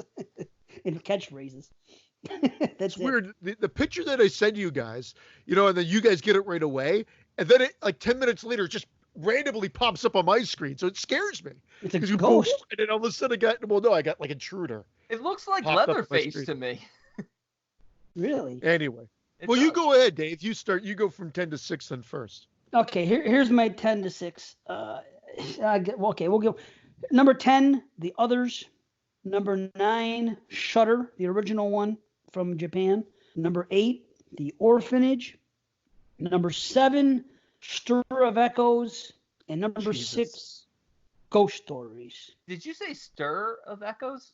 Stir of Echoes, yeah. Oh, Stir of Echoes. I thought you said Stirrer. Stirrer of Echoes. Yeah, he's serving drinks. Stir those echoes. It's Jack Torrance at the fucking Overlook, stirring drinks. Yeah, no. The Overlook? The Overlook. Overlick? Is that what you said? I thought you said Overlick. Yeah, Overlick. Don't and number Overlick, 6. Overlick. That's what I was thinking. Ghost Story from 1981. That's on my list. Hopefully we get to cover that one. But anyway, that's my 5. Cool. You want me to go see? Yeah. All right. Again, order is a little suspect, but number 10, Lake Mungo. Number 9, The Conjuring 2. Number 8, The Haunting. The original? Yeah, the original. Yeah. Number 7, original Japanese Dark Water. And number 6, I know this might be blasphemous, but when I'm thinking of it as a ghost film, The Shining. That's okay. Fucking Dark Water. Wow. I fucking love Dark Water. I forgot. If I'm going by the way I rated them, Dark Water should have made my list, and I just kind of it slipped my mind. Damn it! How did I forget Dark Water? But see, Lake Mungo ultimately I left off because I didn't really see it as a ghost film. But yeah. Maybe I'm wrong. Maybe our interpretation is a little bit different of that film. So I guess. But, yeah. And I'm wondering if, anyway, I'll just read mine off, and then we can talk about controversies after. So, number 10, The Others. Number 9, Paranormal Activity, The Marked Ones. Number 8, Stir of Echoes. Number 7, The Orphanage. Number 6, Crimson Peak. I knew that was coming. Yes. Nice. We had some Again with the similarities. stir of echoes? Yeah, stir of echoes. Yes. Echoes and the Bunnymen? What is he going on about over there? This prick. I don't know. He said stir. Dave knew Echo and the Bunnymen, at least. Yeah. Of course I know that. Oh, that was Stir of Echoes 2, by the way. Oh, yeah. Stir of Echoes 2. Echoes and the Bunnymen. Yeah. That'd be funny. Was there a sequel to Stir of Echoes? Yeah. It really sounds like, I don't know if I'm losing my hearing. It sounds like you guys are saying Stir of Echoes. We are. S-T-I-R. Stir. Yeah, but I don't know why. I'm thinking Stir. I'm hearing that extra ER at the end. I don't know what to tell you. Stir of Echoes. Other than you're stupid. Say it again. Say it normal. Stir of Echoes. Stir of Echoes. Okay. C said it normal, Dave. I heard Stir of Echoes. I don't know why. I guess I can't talk. Sorry, just because last week you said paranoia. You know? Paranoia. It's true. Paranoia. Yep. Anyway, let's finish with my top 5 here. Okay, number 5, The Changeling. Number 4, original Ringu, whatever you want to call it. Number 3, Ju-on the Grudge, but that can go for that whole franchise. Number 2, not the whole franchise, but the first 4. Number 2, Poltergeist. Number 1, The Shining. Boom. There you go. Nice. Ghosts. All right. Honorable mention to Raisinette. Wait, you haven't done your top 5 yet? I know. I was just making a Raisinette joke. I don't get it, but because you said Ringu or Raisin. Oh. No. All right, number 5, Dave, The Changeling. Ah. Number 4, The Orphanage. Number 3, The Sixth Sense. Number 2, a film I never would have thought of as a ghost movie, but when I was looking it up, I read more, and I was just like, oh yeah, technically this is a ghost story. Candyman. And number 1, Poltergeist. Nice. No. Nice. I saw Candyman on some lists online. Yeah, so did I. But I think it didn't register. But technically, it is a ghost. I mean, he was alive once, walked the earth, and now he's dead. Why does a ghost have a hook finger? Hook hand. Yeah, but when he was alive, he didn't have a hook hand. Well, that's the thing about ghosts. Maybe he had a bad accident with a meat slicer. This is what I don't understand about ghosts. Crazy about that store? Maybe he was. Could be a line in the movie. Maybe he was a stirrer of echoes. Wow. If a ghost is killed, this is the hang-up I don't understand that people have about Friday Part 3. Some people don't like the fact that Pamela comes out of the water and she has a head. They say she should be headless. So, if that's your mentality, are you saying that everybody that dies and loses a part of their body, their ghost has to come back without that part? No. Why would their ghost come? It should be their soul, so to speak, whatever you want to call it. It should be intact, right? It could be whatever it wants, because this is what happens when I die, and that is what happens when he dies. And if I knew then what I know now, I wouldn't have had my little accident. Nightbreed. Nice. Very Nightbreed? Good. Yeah. Beetlejuice. Oh. I was going to say, I don't remember that from Nightbreed. Beetlejuice. I want to have my little accident. I know. Slit wrist. Yeah. For some reason, I was thinking of the guy in Nightbreed that cuts his thing, and he says something that comes back that's similar to that. I don't know. I love Nightbreed too, though. Yeah, both great movies. Anyway, let's see do his top 5. I'm sure he's chomping at the bit. Oh, chomping away. Number 5, The Innocents. Number 4, The Shining. Number 3, The Conjuring. Number 2, Poltergeist. And number 1, Ghostbusters. Oh, yeah, I went for Ghostbusters. What a Watson answer. That's okay. That's a Watson answer. Yeah, that's okay, though. A great movie, man. It is a great movie. It's a great ghost movie, and it's a great comedy on a horror movie podcast. Nice. So it's what we do in the shadows, you prick bastard, you.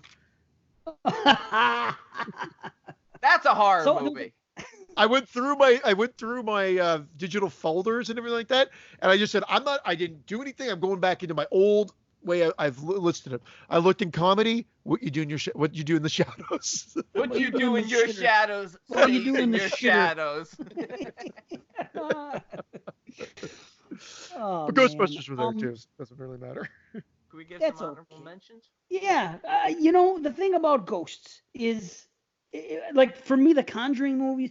I suppose Conjuring 2 would be a ghost because I see the ghost. That's He comes why and I he had it talks. on there. My name is Bill. Yeah, I could see him being a ghost. That is a ghost. He comes out. We see him.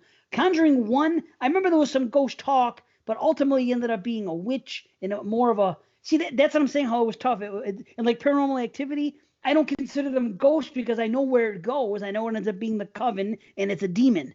So it's like I'm not criticizing either of you for having them on your list. I'm just saying that was my mentality. I couldn't. That was all C's list. Well, no, not and Paranormal Activity. So his list was garbage. No. I just fuck both of you. Candyman, same thing. I don't know. I was just rationalizing. Candy ass is more like it. Right up your candy ass. Yeah. I don't know. I just like here's a movie that I just fucking love. Oh, I hope I put that on my movies that I want to review. My 10. I hope I didn't forget this. Session 9. I did good because I really want to do it someday. Is Session 9 a ghost story? I don't think so, but some people consider it that. Is Amityville Horror a ghost story? Not to me, but no. I could see. I don't know. It's tough to really when you look at it. What's a ghost story and what's not? It can be interpreted different ways.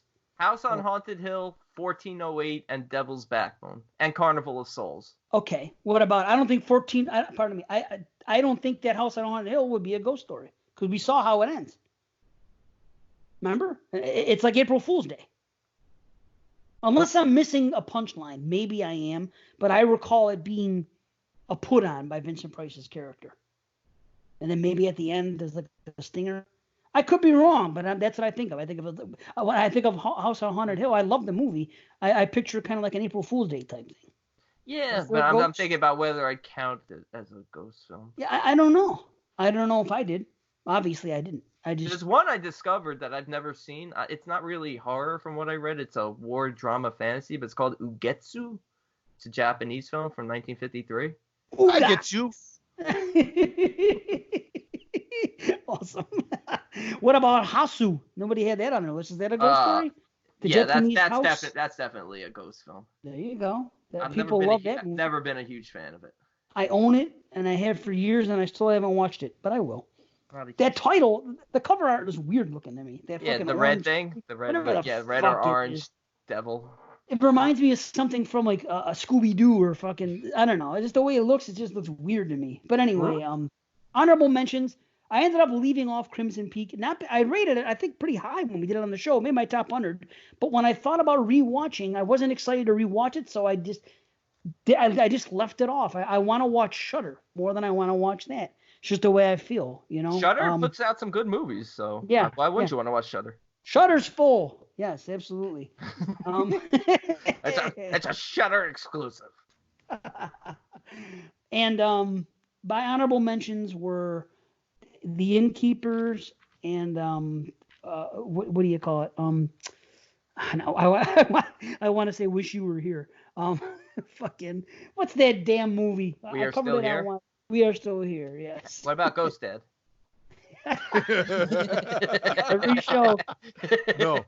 Every show it's got to come up, and I'm sure there's more, but off the top of my head, those were some that I threw away. Yeah, I mean, we've mentioned everything that could have made the list. Innkeepers, We Are Still Here, The Sixth Sense, Brandon had it on his, and The Changeling there. Those are all great ghost movies as well. What about Goosebumps? Well, that's a hybrid movie of a bunch of different monsters, you prick bastard, you. Well, I could have said Creepshow because they were ghosts. Damn, there were a lot of ghosts in Creepshow if you think about it. Father's Day. Oh, no, he was a zombie.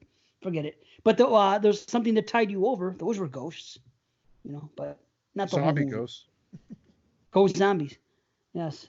Anyway, were they dead before they were alive, or they drowned? Before they were dead? They were dead alive. Oh, amazing. Keep making fun of me. I got my finger on the pulse. No, I do. Everybody knows I do. Finger right on the pulse. Boom, boom, boom, boom. Finger on the button. Why'd you do two fingers there? I didn't want to do one. He's like, I got two fingers in the pulse. I picture like, don't you when you feel a pulse, don't you use two fingers?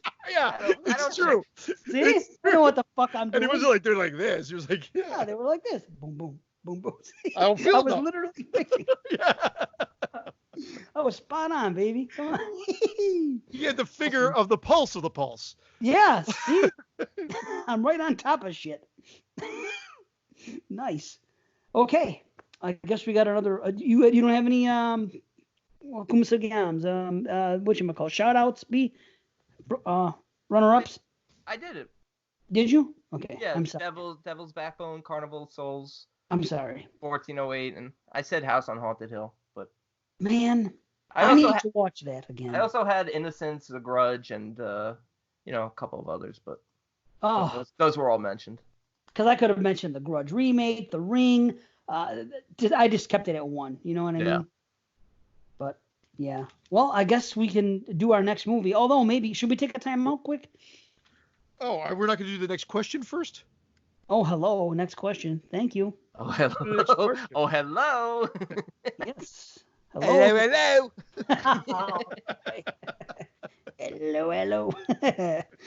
Hello. Shit. What was the other? Oh, the final girl thing. Yeah. Yes. John asked, "What's your favorite?" Well, what did he ask? Did he break up on your end there, Brandon? Yeah, for a sec, yeah. What was the question again? Your favorite final girl from the top 100 list.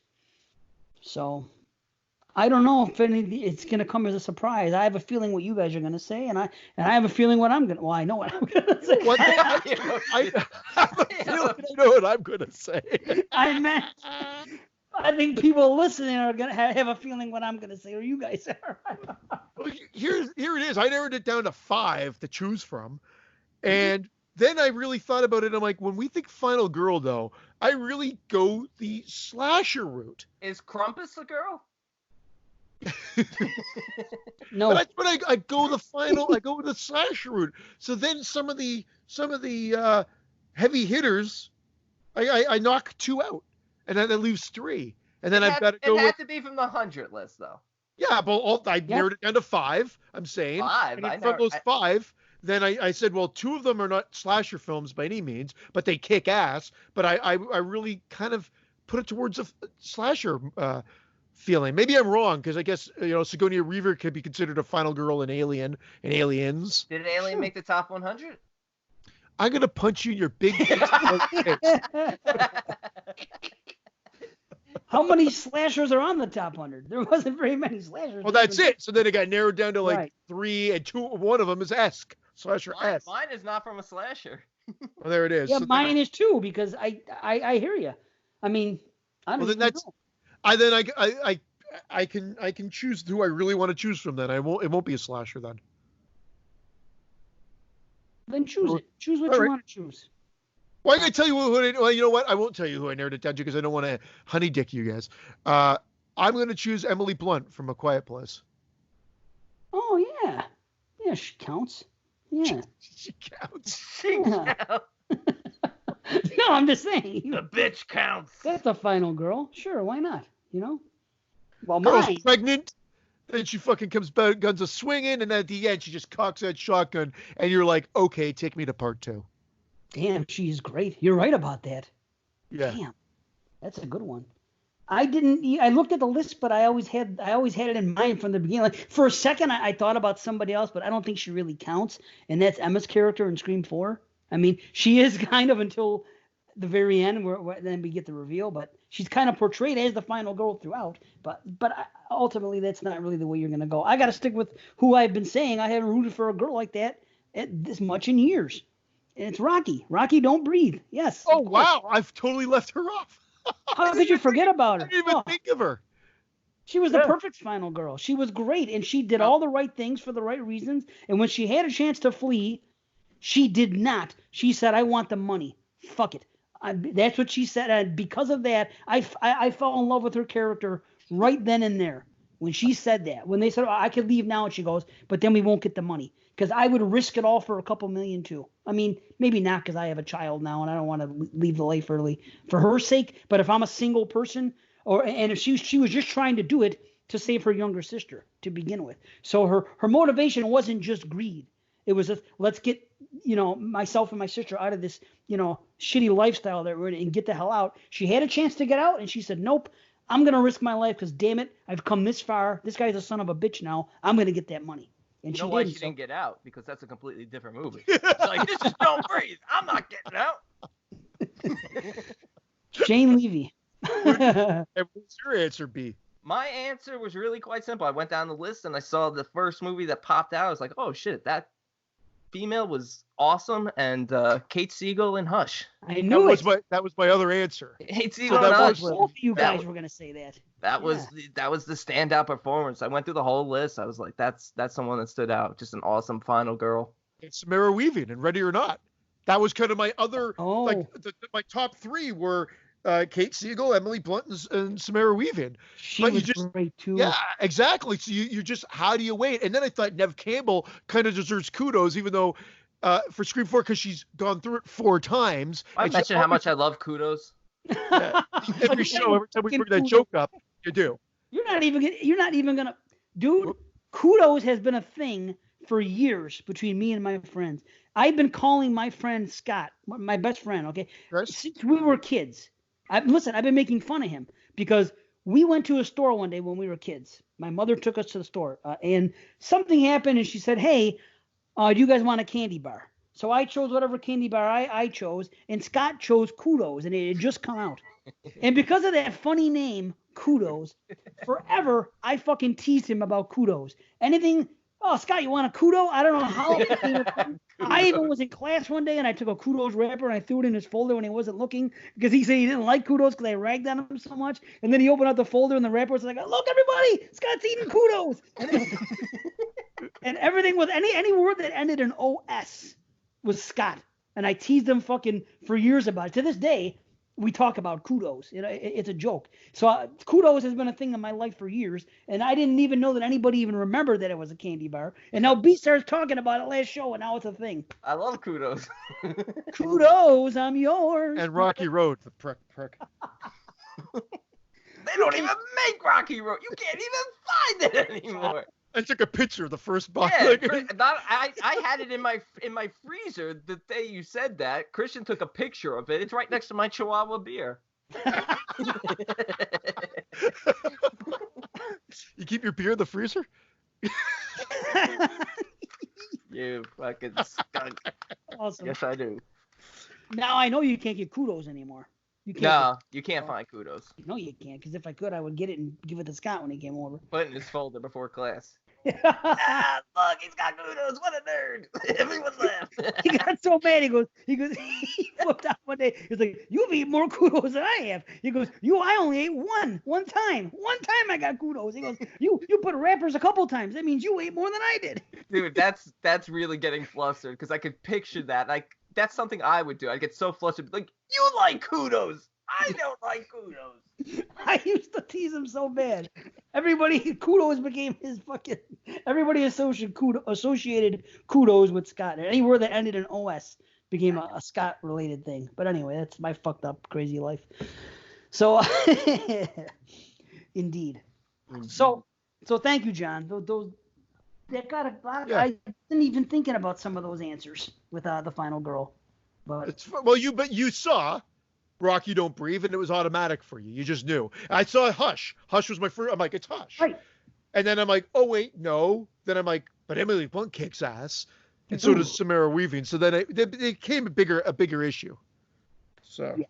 Dude, Samara Weaving was great in that role. I mean, I didn't even. Yeah. I never thought about that. But yeah, sure, it's a final girl. I mean, what the hell? There's so few slashers that we have to go with. You know what it is. Well, I thought Jamie Lee, you can't really give it to her because there's like 3 of them. And goddamn, Brandon would have gone on for fucking 10 minutes about that. So I wanted to keep it simple today. I love you, Pete. I just love that reaction. I was just going to tell you, I would have been happier if you had chosen Bill Cosby over Jamie Lee for Ghost Dad. Boo.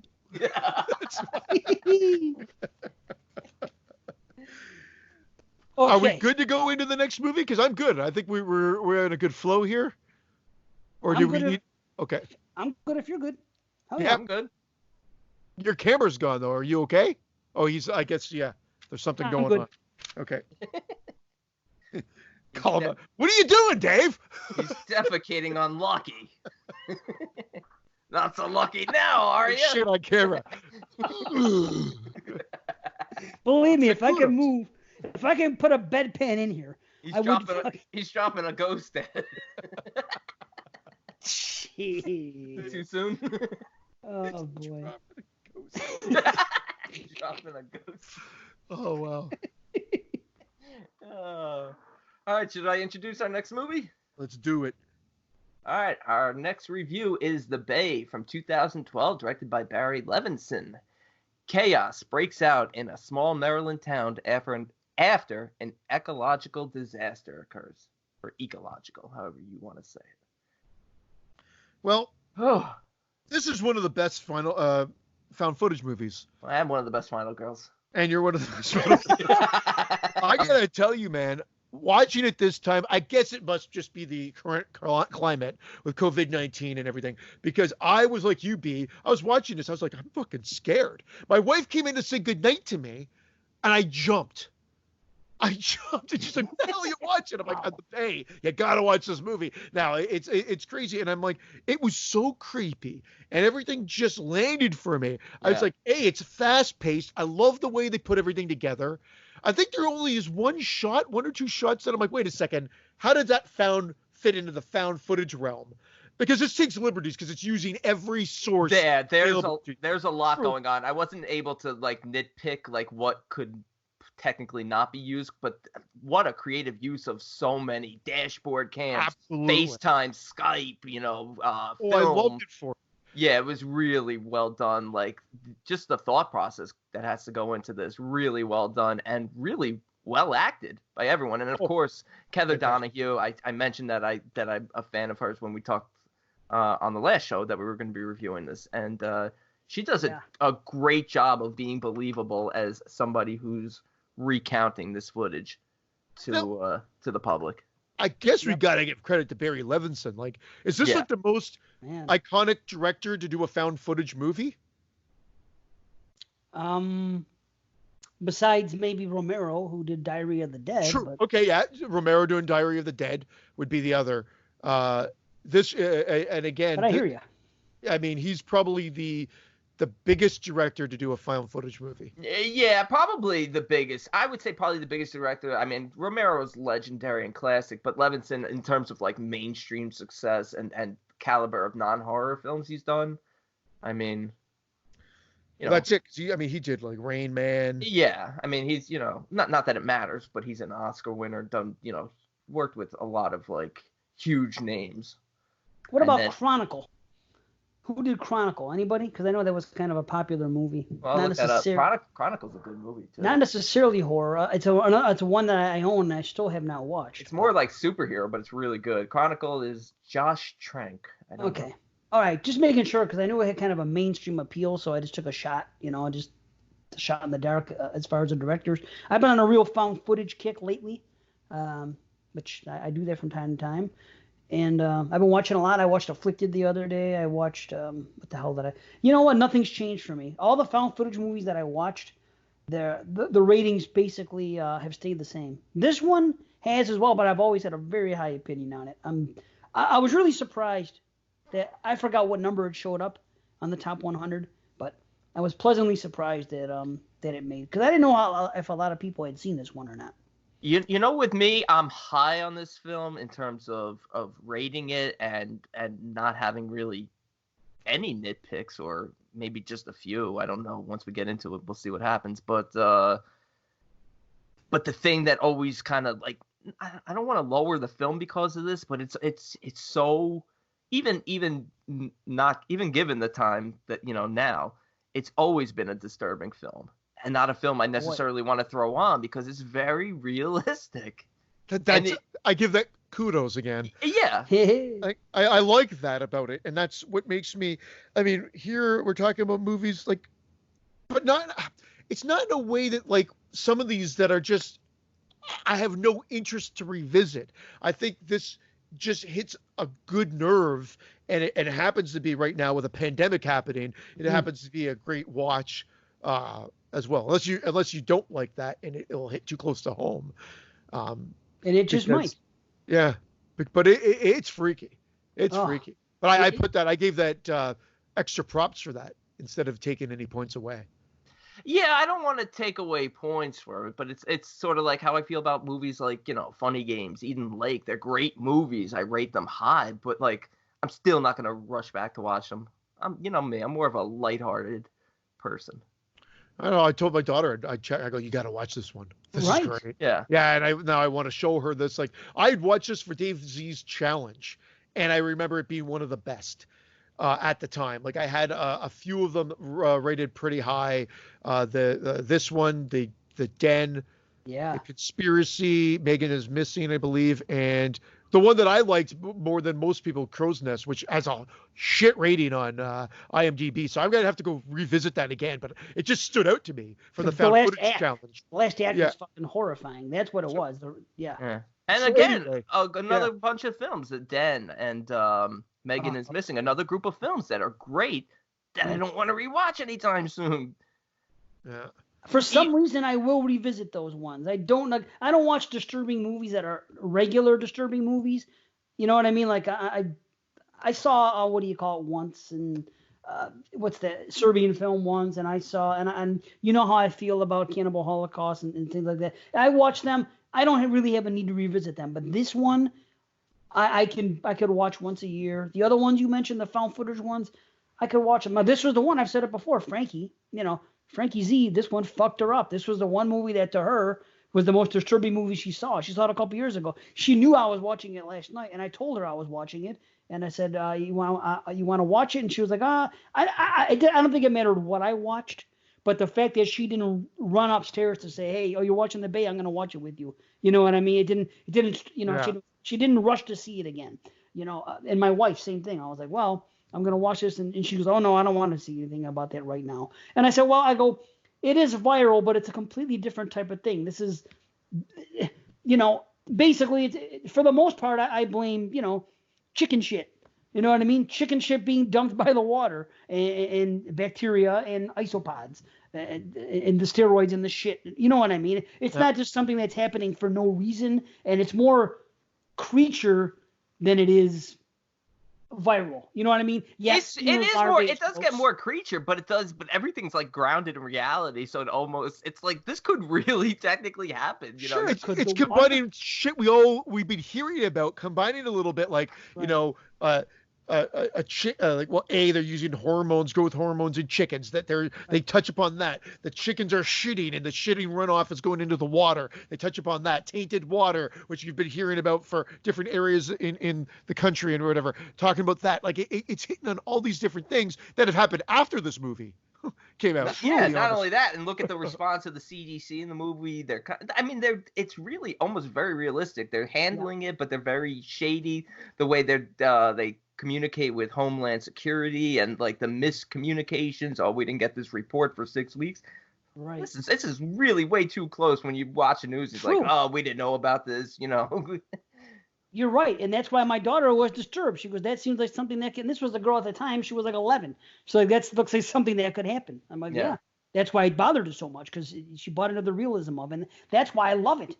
But, there's the toxic soup. That's what they call it. That was the phrase they used a couple of times. The different factors that caused all this. But there are just some. Number one, it's so well done. Like pulling everything from the only thing I question is, can you record FaceTime calls? I don't know, but there's a bunch of things you can't question here. There's so many things that they just happen to be recording everything. But again, I'm taking a chapter at a page off of you, Dave. Right. I was always my hate and critique of found footage films, and I've said this the last time we went on this discussion. I've just let it go now, and I think they explained it enough that I buy it, even though you can question everything, because she says, look, a lot of this footage was lost or not available. We've managed to scrape up everything that we could from that moment in time and piece together the story the best we could.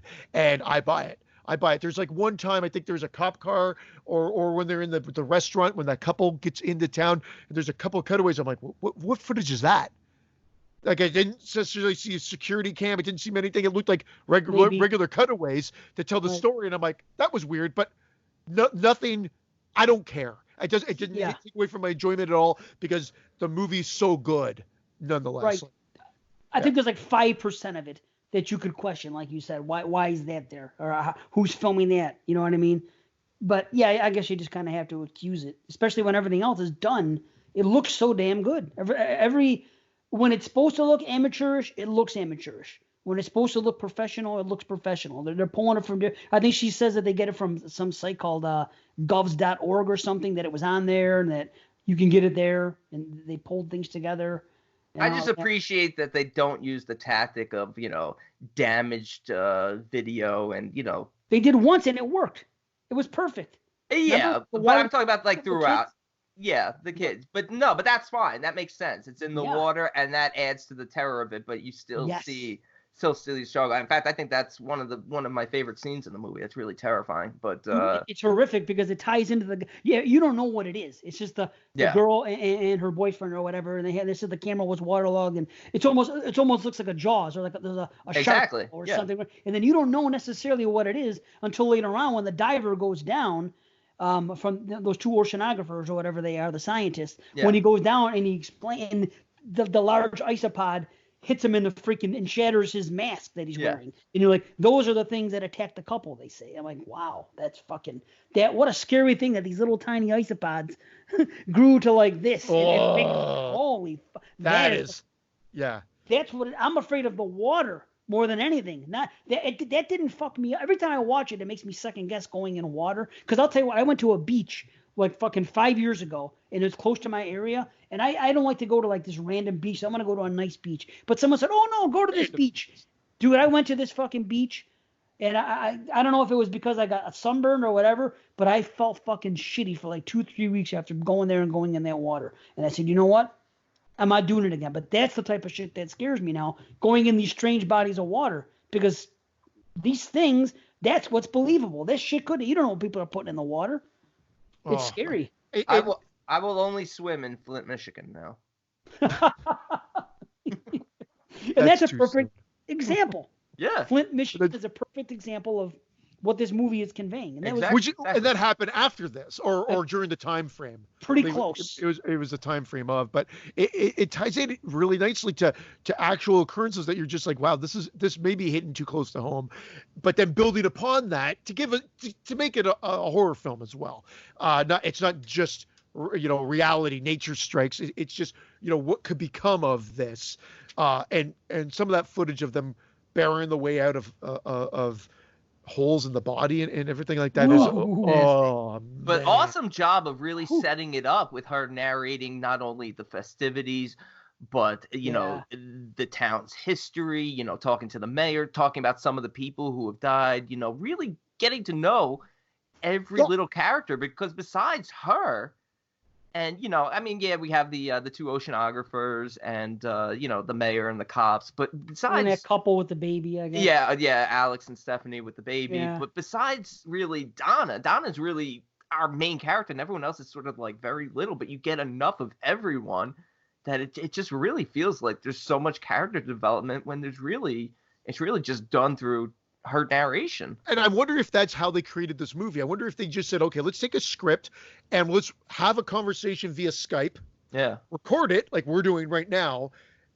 And it was like an hour and a half, let's say. They edit it down. They insert where they wanted to put the stuff, because you've got the structure now. You've got like, okay, and then we saw the mayor, and then he did this, and then they could cut to the mayor like they do, and then they show the footage of, which was so well done. You almost wondered, did they get stock footage? But no, this was all created for this movie, which is what elevates it. Because like on a lower budget standpoint, they probably could have found stock footage and stuff, but because these are characters that are so integral to the plot later on, this was created for this movie. Just the footage when people were recording from their windows, I could just see this being like 6 weeks from now almost.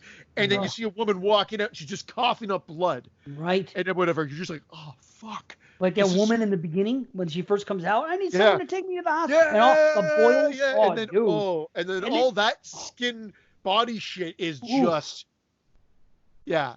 Dude, the hospital scenes with man. the flesh eating and the amputations. There's one part where he's cutting in and you hear the bone cracking. The nurse is bagging up a leg. Oh my god. Oh, and the doctor that's there helping, and he's talking to the experts, and he's trying to relay what's going on. And they're like, well, how many? He's like, everybody. You know, and everything's just getting worse and worse and worse. And they're like, later on, like after a half hour or an hour of this, they're like, you better get out of there. Like, what a great performance by him. Yeah. Really, really like the doctor character. Yeah.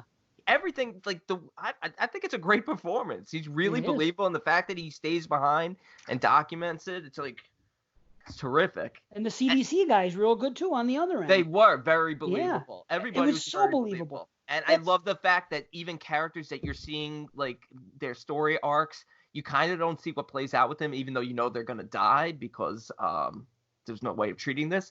Like the girl whose parents left, who's recording the whole day. Yeah. And she's in the hospital. You never see what happens to her, but when the doctor's recording later on, you see her dead on the floor.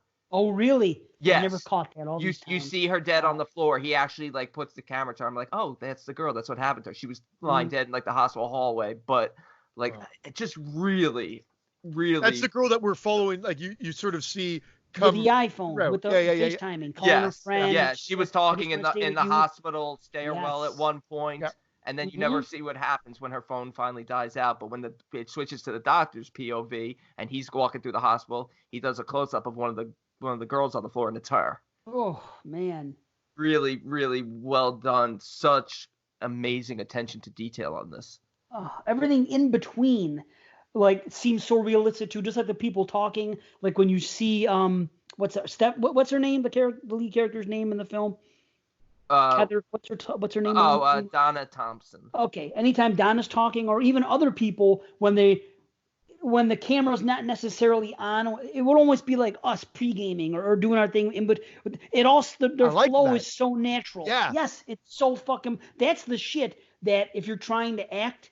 If you can't do it right, is gonna stick out like a sore thumb, and Absolutely. They nail it, right? And that's why I figured maybe they started with that, and then they had to redo it again or something like that. Because again, other than whatever they have to show in that one take of her on camera is all they need at that particular point in time. But they did it so well. Where he's like, "Can you repeat that again?" Or I didn't hear you. You broke up on Skype, and it just adds another level of reality. Yeah. Because it's exactly what we go through on every call or whatever it may be. But not to the point where it affects like you being able to see or hear what's going on. Like some found footage do. Oh, he dropped the camera, it broke, and now we don't get to see the next 5 minutes of what happened. And the only time they did it was when they said this footage suffers from some water damage. Yeah. They set you up, which is great. Believable. And again, it adds another level because it's one little segment of said film. Oh, it's so good. And that camera goes into the water, so therefore that explains. The kid jumps into the water to save her with the camera. So they recover the camera later. That explains the water damage. Everything they do, even the little conversation between the couple with the baby when they're not on. And then they're talking, oh, am I sitting naturally? He says, and he's talking about, that's what the other person says, the other couple, the oceanographers when they're talking. Just it's natural. It's people just being human beings acting as natural as possible before going on the camera to make it an official thing. It's so important, and it works fucking perfectly. It does work perfectly, and the only critique that I can see is if you're a found footage hater and you're just going to constantly say, wait, how did they get this? Or they're recording everything this up in the cloud, whatever it may be, because did they get everybody's phone? Did they get everything? But you just got to let it go, and just take the movie for what it is. I think they do a fun job setting that up. And I think they've got enough when they're just showing the town. It's just the footage from the parade in town and the 4th of July celebrations, right? And so everything else is pretty much explained. I mean, I believe that this did happen at Chesapeake Bay. Not that the stuff happened, but the other stuff in the beginning. Hey, happy 4th of July, and people are going around doing their thing, and the lady goes in the water for the dunk tank. Then you find out later on that she's the first one that gets sick. She was just in that big tub of water. You connect the dots. I'm like, fuck. That's so cool, but that stuff seems so natural. All the 4th of July festivities, kids are playing, everything else. It's almost like a year before they just shot people in this town, but they didn't. These have to all be actors, you know? Well, exactly. And then what? The other part where the cop car drives up, and the guy goes into the house. Oh, that's fucking and then you just terrifying. hear everything over, and then you just see the flashes of the gunshot. Oh, so beautifully done. This is why I'm saying kudos to the director. Yeah. Oh, the actors, dude. the editors, because it's just a combination. This is a perfect example of a found footage movie. Yes, sir. It's a perfect example of it. And I guess I really liked it the first time I watched it, but I didn't really put it on that pedestal of realizing just how good it is. And if now someone says, okay, I'm not into found footage movies, what would you recommend? I'd be like, watch The Bay. Yep. Yes, sir. That's going to be my answer. This one, and there's a couple. But Tapes, it really rose last time I watched. It seems like the more I watch these movies, and it's like I always say, when you know what's happening plot-wise, all of a sudden you can focus on different things in your viewing. This time, I know where it's going, everything. I'm just marveling at, like, from a filmmaker standpoint. Not that I'm a filmmaker, but I watch a lot of films, and I'm saying, how did they do this? How they put this together? Everything's spot on. There's really no negatives for me. Even though, how about all those dead fish in the water from that chopper? Oh, my God. How do they do that? It looks so real. It looked like a bunch of dead fish. Now, It had to be CG, right? Or mirrors or some shit. Or maybe there was a bad area of dead fish that they just had the stock footage from. Yeah, or maybe the cast and crew were, on their downtime, were just strangling fish and throwing them in the water. Strangling, he says. Yeah. What a word to use to kill a fish. You. Oh, that's amazing. Oh. No, but you know what was great also? And this movie, these movies can always fail in the last second. This movie, what it could have done in that last second is had that big reveal that they didn't contain it or whatnot. But very early on, they showed the traffic and that the bridge is shut down so that the CDC and the government is containing this. They are isolating it, not allowing people to leave Claridge. Nice. So they establish that early, and then at the end, they don't give you one of these, an isopod got through and is now in this town. Not one of those type endings. The ending with the credits rolling is very, very, very creepy and unsettling because it's all footage of the festivities. It's all footage we've already seen, but and we're now knowing that most of these people are dead, and we're not knowing why some people survived. Very, very reminiscent of shit going on in the world, and really well done. Yeah, dude, that one scene gets me every time when that guy is fishing and he has the people on the boat and he pulls the fish up and the guy says, "What is that?" And he looks in his mouth and that fucking isopod runs out. Yeah. Ooh, it's so skittish. And that little fucker runs across the deck and jumps back into the water. Back in the water, yep. Dude, it's so realistic. It looks so well, and it just fucking skeeves me out. I'm like, that's some heartbreaking moments when the mother leaves the message for Stephanie, but you can't get it because on the boat. That's very sad. Yeah. And that jump scare. The police car jump scare. Yeah. Oh. Dude, I nearly jumped out of my fucking skin. And I've seen this movie before, and I still nearly jumped out of my fucking skin. It's a great scare. I mean, it got me really good this time. It's great. And the part later on with the cops and the guy that said those, just leave. Yeah. Just leave. Don't. Whatever the guy was saying to him, and the mirrors in the truck. Everything about the mirror was so believable too. He gets in the car, the thing with the seatbelt, just a little thing like that, just to, you're in a police car after all. You should buckle your belt. He's like, that's what I'm worried about, a seatbelt. But he's not necessarily an asshole because of that. But it fits in with. It's very much like the mayor in Jaws. Yeah. I think it did it on purpose. 4th of July. I think that's the 4th of July, the mayor and everything like that. And she sets him up too, because she says she didn't realize how integral he was to the development or the whole situation. So, How about missing tongues? That fucking bugs me out. People in there, half of their tongue is missing and shit. Yeah. It's been eaten away. By fucking isopods, by fucking larvae, and the shit they when they look into that fish's mouth. That's another fucking thing, and they see that real big one. Holy fuck, dude! Well, that's what's so cool about the cop scene, because you think it almost sounds zombie-like when the guy's yelling at the cop to shoot him. All you're hearing is the audio, but the other cop is like, his tongue's cut out. Who cut his tongue out? Something like that, and he's like, it's like, I mean, it's It's basically like a flesh-eating disease. It's horrifying. It fucking is. And, I'm so glad that they didn't go cheap. They could have turned this movie easily into a zombie movie, like halfway through it. They could have, those scenes could have been, they could have died, and then every one of them that died from this horrible thing with no tongues and flesh could have come back after as a zombie, and they didn't. And they could have overshown these people. Yeah. They didn't overshow. The most effective one for me was the dead guy by the fountain, who actually wasn't dead yet. He kind of popped up alive, whose mouth and face was sort of eaten. You just saw like the. But night. I think that's why it works, because they just give you enough. Yeah. It's like the lure is always just there, taking us along for the ride without giving us too much. No, the lure was a mermaid movie. That you guys both blew.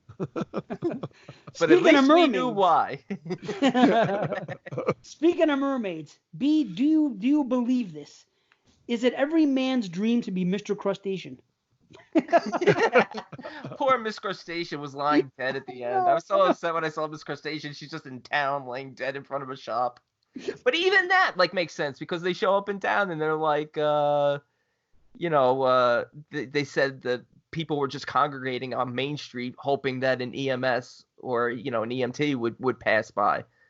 Yeah. So that makes sense why there's so many bodies in town. It just makes sense. And yes, it is every man's dream to be Miss Crustacean.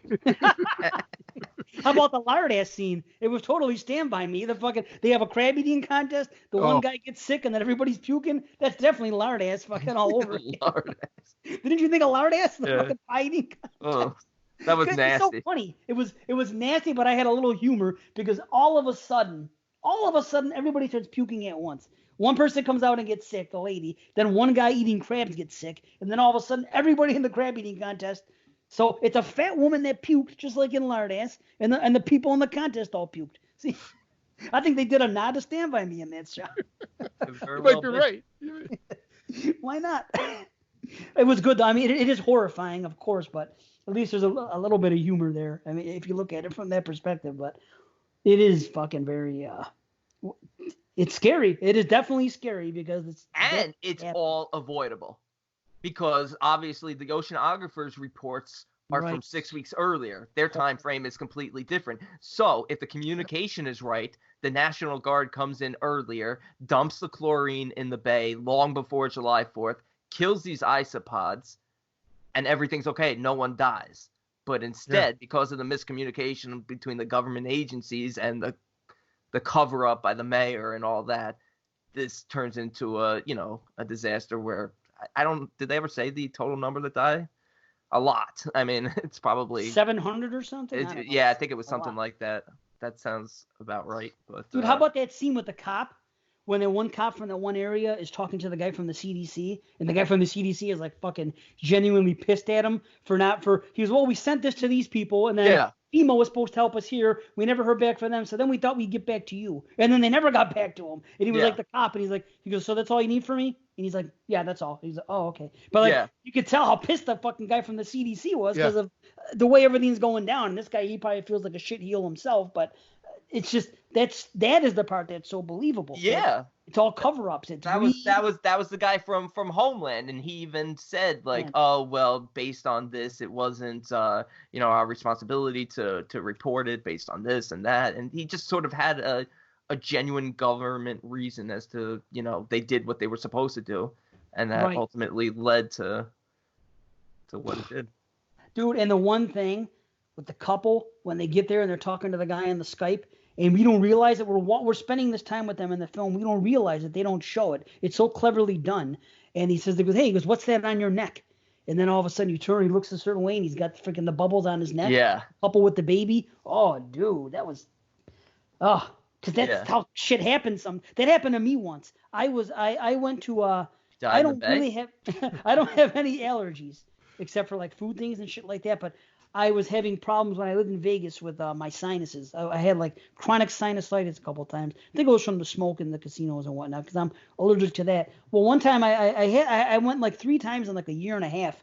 I went to the like a quick care to take care of it. One time they gave me this medication that I never had before. They said, this is probably I'll try this medication. Okay. So I took this medication, and then I went to a store, and I had like a tank top on.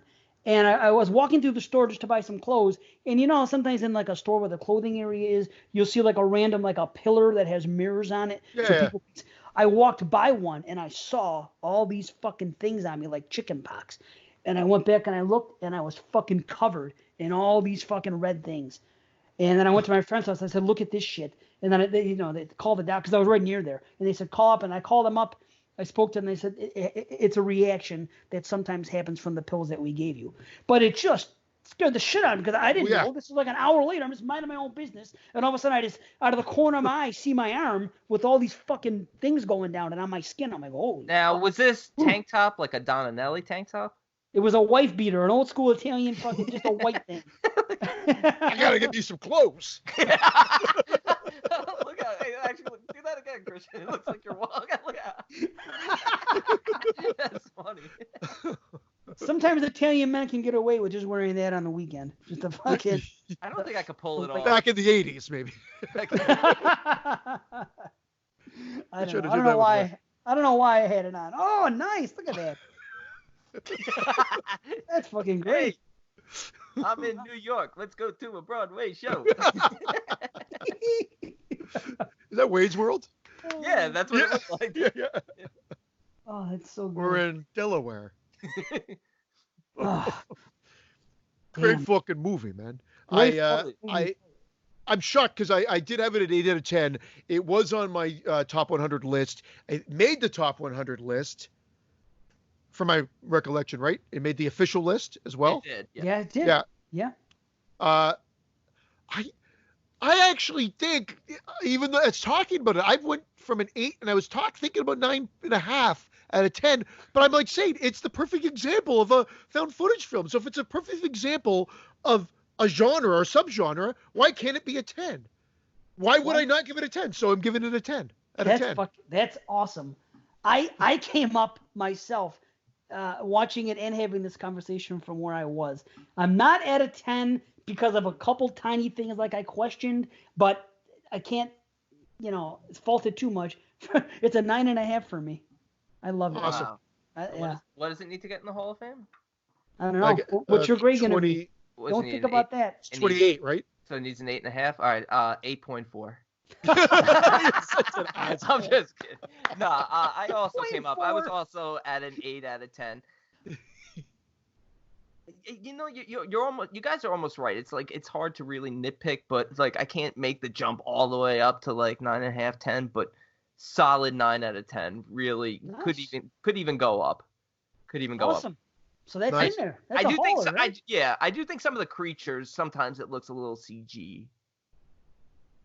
And the only that might be the only thing I nitpick. But it's so well done. But very, very it didn't affect my score. But that's like I'm like nitpicking now. Like some of that looked a little CG, and also the one thing I didn't like that they showed when the people were getting sick. There was one scene where they showed the guy's belly expanding.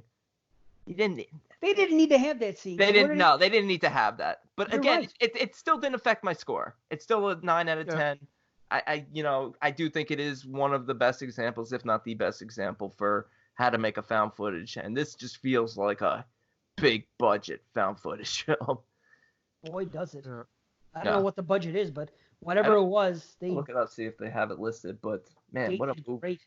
It is something, man. I will watch it like once a year. It does, again, who knows what's going to happen in the future. I mean, if we're still in the position we are with COVID-19, come summertime, I don't know. Maybe I won't watch it this July 4th. I can see that it does hit home, and it is scary to think about, and that's just something, because I believe that this just might happen someday. The water's going to be undrinkable. It just might happen. Who's to say it's not? Seriously. Who's to say it hasn't? Don't forget, this type of stuff with parasites. I mean, they even referenced like 2 years ago or something. They had something in Vancouver. Right. In the film. So, who knows how, the CDC and all these government agencies, what they're taking care of that the public never knows about. Man. Yeah. And like when they were talking about that one part, he's like, well, how could that be? The guy from the CDC, how could it have gone through the filtration? He goes, well, what about the larvae? And then that shut him down. He was like, oh, fuck. Yeah, what about the larvae? It says it had a $2 million budget. $2 million? Wow. Yeah. Well, that's a pretty nice budget for a found footage, but it's still very impressive. But the acting was spot on. And remember what we said about Jennifer Aniston when we talked about Leprechaun B? Nice tush. Well, that's what I got to say about what's her name in this movie. Yep. I really, there was a show that was on FX for like 5 years. It just ended like last year, called You're the Worst. And that's where I first saw Heather Donahue. She was one of the stars of the show for the last 5 years. And really, wow. she's so great, and she's beautiful. And then saw The Bay for the first time probably within the last like 5 years, and that's I was like, oh shit, there she is again. Nice. Well, I thought it was an underseen film, but apparently not. It made the top 100. I mean, people do love it, so I always recommend it. I think I kept it off my found footage list simply because of the disturbing factor. Like I said, it was an 8 out of 10 originally, but now, bumping it up to a 9, it's it's definitely going to be up there. It maybe at the tail end of my top 10 found footage films. Dude, it's disturbing, but it's not disturbing the way, like, I could recommend this to somebody I work with and say, now remember, there's some touchy things going on. It's about, there's skin things going on and bacteria spreading disease, and it could be tough to watch. It's easier for me to recommend this than like Megan is Missing, just for the last half hour. Yes. You know what I mean? That's disturbing too. That's disturbing with some added shock value, I think. Whereas this is just disturbing based on the subject matter and the presentation and how real it feels. Right. Whereas other films, Serbian films, Salo, those are, shock value, like in your face, like we're gonna show you all the things you never thought you'd see in a film. Right, and I can't recommend that to people. Like I would never recommend those to people, even though I find this more disturbing, honestly. But I would recommend, even on July 4th. Exactly. If you want to watch a good July 4th horror movie, watch this, but just be prepared. There's some, there's some stuff going on here, and it's disturbing in a way if it's almost too real. What about a slight edge to Uncle Sam? Uncle Sam? Uncle Sam? Oh, my Uncle Sam passed away yesterday. How about that? Did he really? Yes, he did. Did you say his name earlier, Brandon? No. I was talking about the movie Uncle Sam. I know. Is that the name of the movie? Oh, Uncle Sam, the freaking... the July 4th movie with the killer. Oh, it's so terrible, that movie. Yeah, it is. Yeah, that's Dave. Awful. Yeah, thank you. Yeah, it's crazy because luckily for us, he chose to be cremated. But the thing is, if not, what are people doing right now? My mother's in Florida, probably isn't going to come home in time because of everything going on. She's been there. They're snowbirds now. And this is her brother, passes away yesterday. And it's like, well, what's going to happen in these times? People, they can't even really have services. They're going to have a cremation, and then whatever happens, they're going to have to wait to do some type of maybe impromptu get together type service when things are, if and when they get back to a normal state. That's pretty much it. It's weird because literally I was talking about this. No shit. I was talking about it at work on Friday. I said, what happens if our aunts or uncles pass away? Do we get bereavement for that? Because some places do and some don't. And they said, well, so it's the manager's discretion, but usually, they'll let you have the day paid. And I said, okay. I said, I was just curious. My last job wouldn't, because I lost like 3 or 4 aunts and uncles in over the past couple of years because they're up there now. And I couldn't get any time off for them. So I was just questioning it. Then I got into a discussion with my coworkers saying, what are people doing now if somebody passes away? They can't just keep everybody in the morgue. There's not enough room. People die every day. Where are they going to keep them? What's going to happen? It's something I never thought about. I talked about it Friday, and then literally last night, my uncle passes away. I'm like, holy cow, isn't that crazy? But led a good life, led a good, decently long life, had a good time, and he had a rough couple of years. He was up there, beat cancer, but it is what it is. He just had some breathing problems and whatnot. You get old, It's what can you do? But anyway, not to be on a down. You said Uncle Sam, and of course I'm thinking of my Uncle Sam because that's crazy. Yeah, that is what it is. So, yep. So rest in peace. But anyway, I guess we can talk about. We have enough time to talk about our top hundreds, no? Yeah. I thought we did this when we actually did the show. Did we? Maybe we did. I don't know. I was going to look at it. I thought we kind of said like, oh, I'm surprised this didn't make the list and that didn't make the list, and this, that, and the other thing. But I mean, we could still do it again. I mean, I don't know if we went into much detail because we were getting tired at that point. It was at the end of the show. I'll say this. The highest rated movie I had that didn't make it, I had Rec 2. It was my number 18 movie, and Poughkeepsie Tapes my number 19 movie, and neither made it. So I guess I could say that's my two biggest disappointments. Though the reality of that is they were the fringe ones that you added to that could be included, but like again, I didn't include them, and maybe other people didn't include them because they were that borderline. They would definitely be in my 2000 to 2009, and maybe that's the reason why. So I wouldn't be too upset about it because I think it just might be the time frame of the years that they fell in, and maybe people didn't. My number 13 and number 15 didn't make it. What are they? My number 13 was Take Shelter, which Phil had as his number 1. Again, Fringe. So, and number 15, I had Monsters. But, Dave knew that wasn't going to make it. Monsters. Yep. Some people had it. Some people had it on the list. I mean, it got more points than just the points I gave it, but I didn't expect that it would make the list. But you got to put it there. It was your number 1 that year. I don't care. Yeah. Look, I had I See You at number 23. That's another one that obviously didn't make it. It did get more points besides me though. People have been liking it. Yeah. Under the Skin I had at 26. There's 4 films in my top 26. Oh, Southbound at 25. 5 films in my top 26. Didn't make it. Oh, yeah. Where did I have Southbound? I had it. I don't know. But... Prevenge at 32.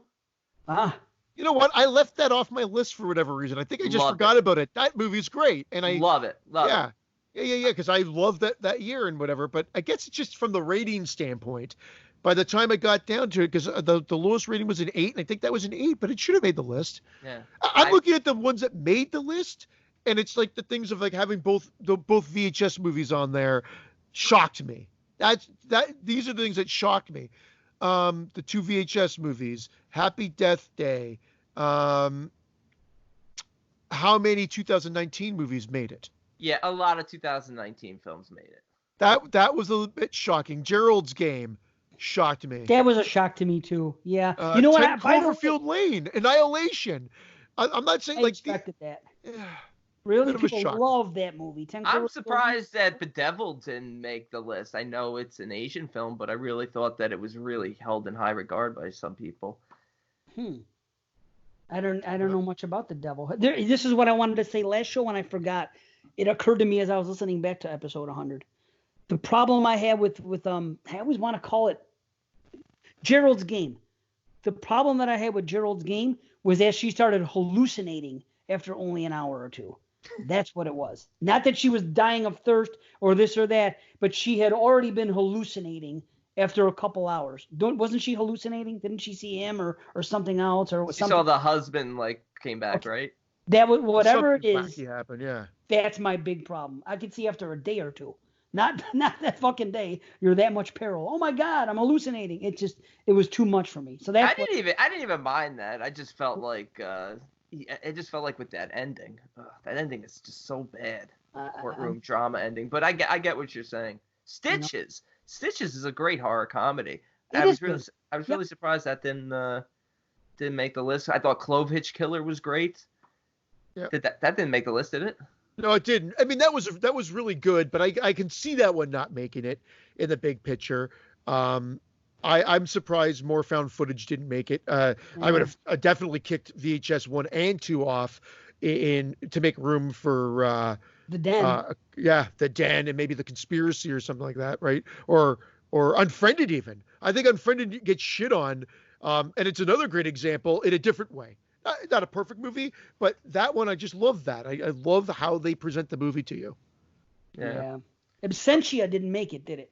No, I finished in that 101 to 110. Okay. A Record of Sweet Murder, not enough people have seen, but that's a great film. So. Yep. Absentia was high for me too. 33 didn't make it. So in my top 50, I think only 3 didn't make. Did 47 Meters Down make it? Or was it or not? I think it was in that bottom 10. Okay, so there's another one. Oh, I Am the Pretty Thing That Lives in the House, which I'm not surprised. Now it's a very divisive film, so that doesn't surprise me. Girl House. What many people consider one of the best slashers of modern times, didn't make it. Yeah, that's shocking too. The Editor, which people, I really like The Editor. It was on my list. Or I'll say The Editor. We all had it. I was kind of high on it. Yeah. I don't know how high, but I know I was up there. The editor. Yeah. Yes. A little surprising. I mean, I don't think a lot of people have seen Girl House. Honestly, I really think that it's still unseen. You can see it now. It's on Prime. Yeah. Number 65 was I had the editor at number 65. Girl House. I don't. The editor was 82 for me. So 48. I had Girl House. So 80 for the editor for me. 76 for Girl House. Girl House was 92. See, I got caught up in like after I watched Terrifier. It was it was at the very end. It was my extra one. You know what I mean? There was that one. There was The Canal. There was Honeymoon, and I can't remember the other two movies. But I wanted to put them on, but I couldn't figure out what to bump because I forgot about WNUF Halloween Special. And then I was listening to one of our shows, and it came up in conversation. I'm like, wait a minute, that movie, what a freaking brilliant movie. And a lot of people, I don't know, I think it's a damn smart. I think a lot of people love that movie too. I'm surprised. I don't think it got any other points besides you having it on your list. Really? Yeah, I don't think anyone else had it on their list. I think it was one of the lowest rated films down there with like Emily, Die My Dear, which I had, which honestly, I don't think anyone. I think you and I might be the only ones who've ever seen that film. Yeah. How about Flowers? Did you guys have Flowers on your list? I didn't have it on my list, but I do really enjoy it. Yeah, damn it. And no, I didn't have it on my list either, but I remember we liked that too. I rated it so high. I think I gave it a 9. I think we all, so I had to have it on there. But the movies, but then I don't know. It ended up being like my number 98 or my number. Pardon me. Yeah, my 98. So far down. I wasn't expecting it. I thought it was going to be an underseen film, but I don't know. I had Devil on mine, not The Devil, but Devil. That one is the one that we talked about, and I was high on that. Higher than both of you guys were, 8.5, and I had it number 40, and that didn't show up on any list. No. Jeez. How about Pet? I thought Pet was going to be there somewhere. A lot of people love Pet. It was my number 90, but I thought... Didn't make my list. See, the problem is, like, those are probably ones that would have made between 101 and 200. Yeah. But, yeah, overall, just didn't make it. It's so tough, especially finishing up those last 10 films. Because in my last 10 films, I have films like Forest of Lost Souls, and in the Apocalypse, Blood Punch, Worm, Poughkeepsie Tapes, Kidnap, The Last Circus.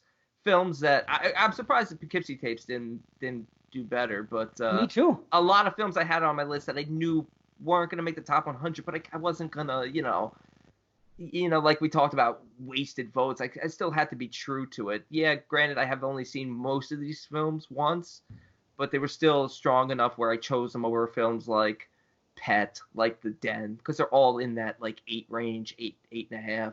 So it was just hard. Mm-hmm. To do an official top 100 would honestly probably take a full year of preparation. It would take a while if you had to watch everything you wanted to watch. Yeah, I think it would take a full year to watch probably not. I mean, you'd make it like when I made my initial list, I had, I think, 220 films on the list. Damn. Yeah. So you think about it. Okay, I got to watch. You probably don't have to watch, That's a lot of films, man. Probably don't have to watch 60 of them. Even for him.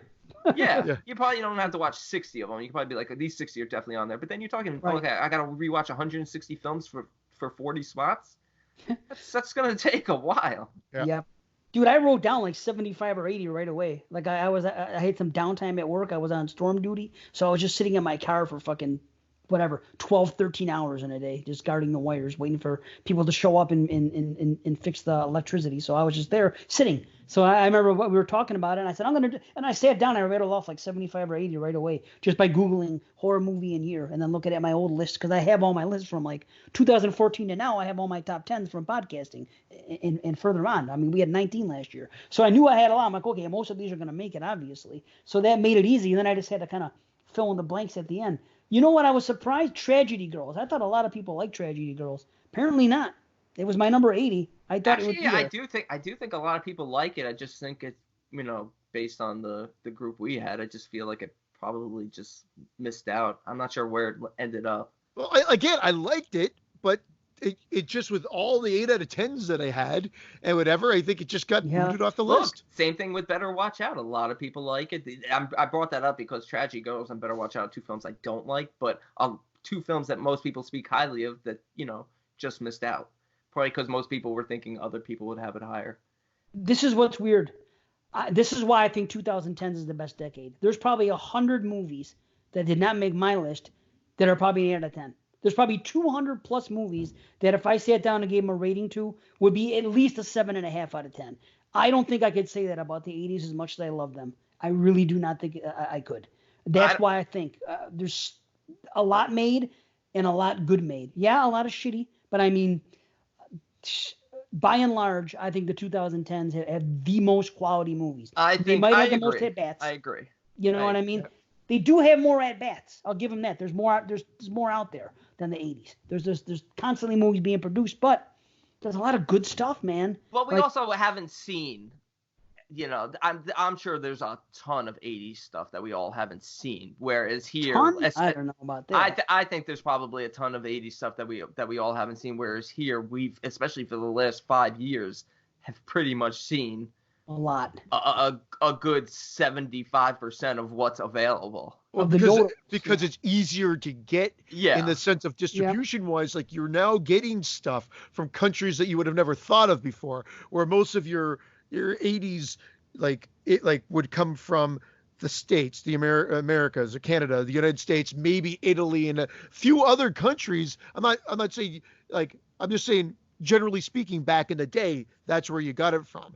And then you'd be like, oh my God, I saw this Japanese horror film that was really good, or whatever. And I think as technology became better and we got more accessibility, that's where we were able to get like all these like South Korea films that are amazing.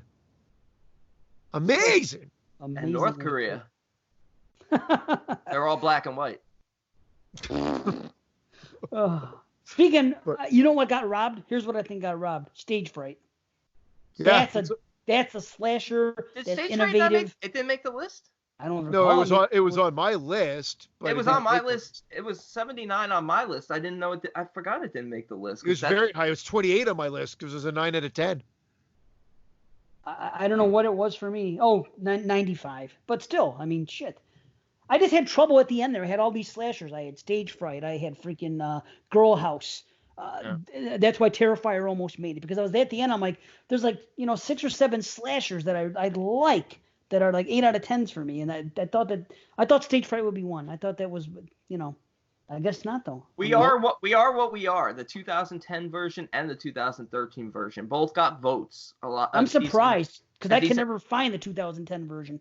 I forgot. I think somebody ripped it for me so I can watch it. That's right, Derek, because you ripped it. Me too. But both versions different, but both versions are really good. One's a much more downbeat ending, where one is a little bit more hopeful, but both terrific. But I think the votes kind of got split on that one, where if everyone kind of picked one over the other, it would have. I went with 2013, but 2010 was terrific as well.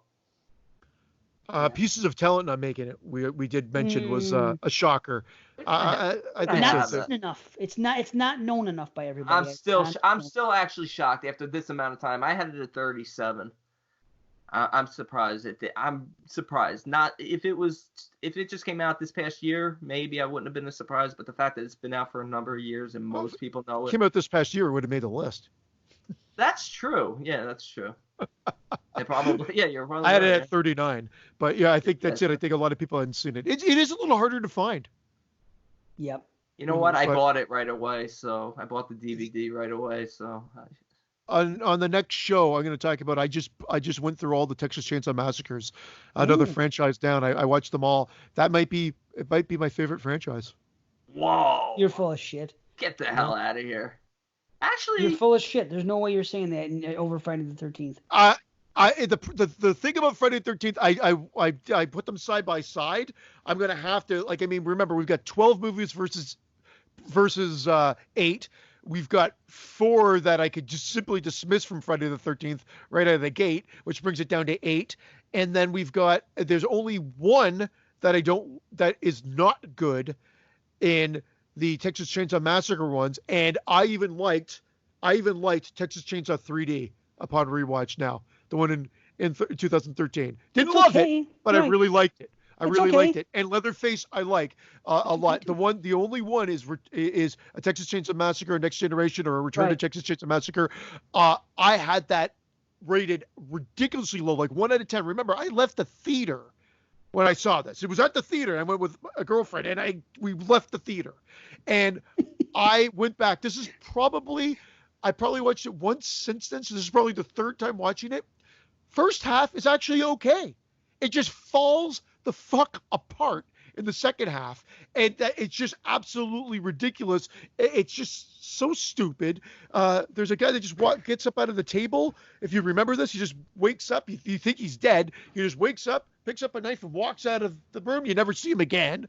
All of a sudden, this helicopter or this plane that's flying around, which we don't know why, comes out of nowhere and kind of saves the day. And it's just bonkers, and not in a good way. The second half, that it still fails, but it was rated higher. Like, I think I rated a 1 out of 10, and I think upon rewatch, because the first half is actually okay, I give it like a 3-4 out of 10. And that's the reason. That's the one black mark. A 34 out of 10. Wow. A 3. So anyway, 3 out of 5. I will give you the official. Like, I pretty much said my piece now. Nobody wants it. Fuck you. And I'll do the announcement the next show. But I think it actually might have the edge on Friday. I was with you, Dave. Like, the minute he said that, I was like, what? No, you're crazy. And then I started thinking about it. He might not be so crazy, because Leatherface made my top 18. I think it was my 18 list. My 18 on my top 18 of 18. I like Leatherface. Part 1 is obviously a classic. 2 is a lot of fun, depending on your mood. And then the remake is good. I'm like, you're kind of right. 3 is okay. I actually like the beginning better than the remake. This watch, I was like, the beginning is amazing. It's absolutely. It's like my third favorite. Okay, well, that's it. So same with me. So this is it. Part 1 is a 10 out of 10. Part 2 is a 9.5 out of 10 for me, because I love part 2. And then everything is an 8 out of 10. With the Leatherface Leatherface, the one that came out a couple years ago, 7 out of 10, 7.5 out of 10. And then Return or Next Generation's a 4 out of 10. That's it. Everything else I think is 8. And so, but based on that, it's up there. And I've got to do the rankings of Friday the 13th again. There are 2 10 out of 10s on Friday the 13th. I'm gonna get you a new Sonny Bono wig for this. There you go. But I couldn't believe it, man. As I was going through, I'm like, this is a fucking great series. Wow. The thing about it, I'll say this: I'm not a fan of 3 or 4, but here's what it is. Everything to me is just okay, except for the first 2, and the beginning's pretty good. After that, it's all like 6.5-ish stuff for me. So I don't get excited to watch any of them. Like, yeah, okay, I guess I can watch this. Or I would rather watch, a Friday the 13th movie. Even if I rate it lower, I would rather watch fucking New Blood or Takes Manhattan over, like, I don't know, one of like the new Leatherface or Texas Chainsaw 3D. I would have thought that, but not anymore. No, and so that's why I'm saying this might be my favorite. Like, the only one I have no interest to really go back and revisit, or I'll just turn off at the halfway point. Which then you're saying, well, what's the point? Would be part 4. But I always loved Leatherface as in Texas Chainsaw Massacre 3. Is there anybody who does that, who just watches the first half of a movie? Guess what? Guess what I did? Well, first of all, I confess this. I've only seen the last act of Texas Chainsaw Next Generation. I saw it on cable when it first dropped on cable, and I hated. I saw the last act, and that was it. Yeah. I thought it was terrible, and I said I didn't like the way Leatherface looked like a real bitch. I thought it was a character assassination, and I hated it. I said they're making a real pussy out of Leatherface here. So I always hated it because of that. Now, on top of that, yeah, he was just way too effeminate and way too mistreated, like a piece of shit. I didn't like it. But the thing is this. This is a question for you guys. I started to watch a movie a couple weeks ago, a 2020 movie, and it's called The Room, and it's on Shudder. And I lasted about 25 to 30 minutes. And I'm not going to get into the details now, but I pulled out, man. I said, you know what?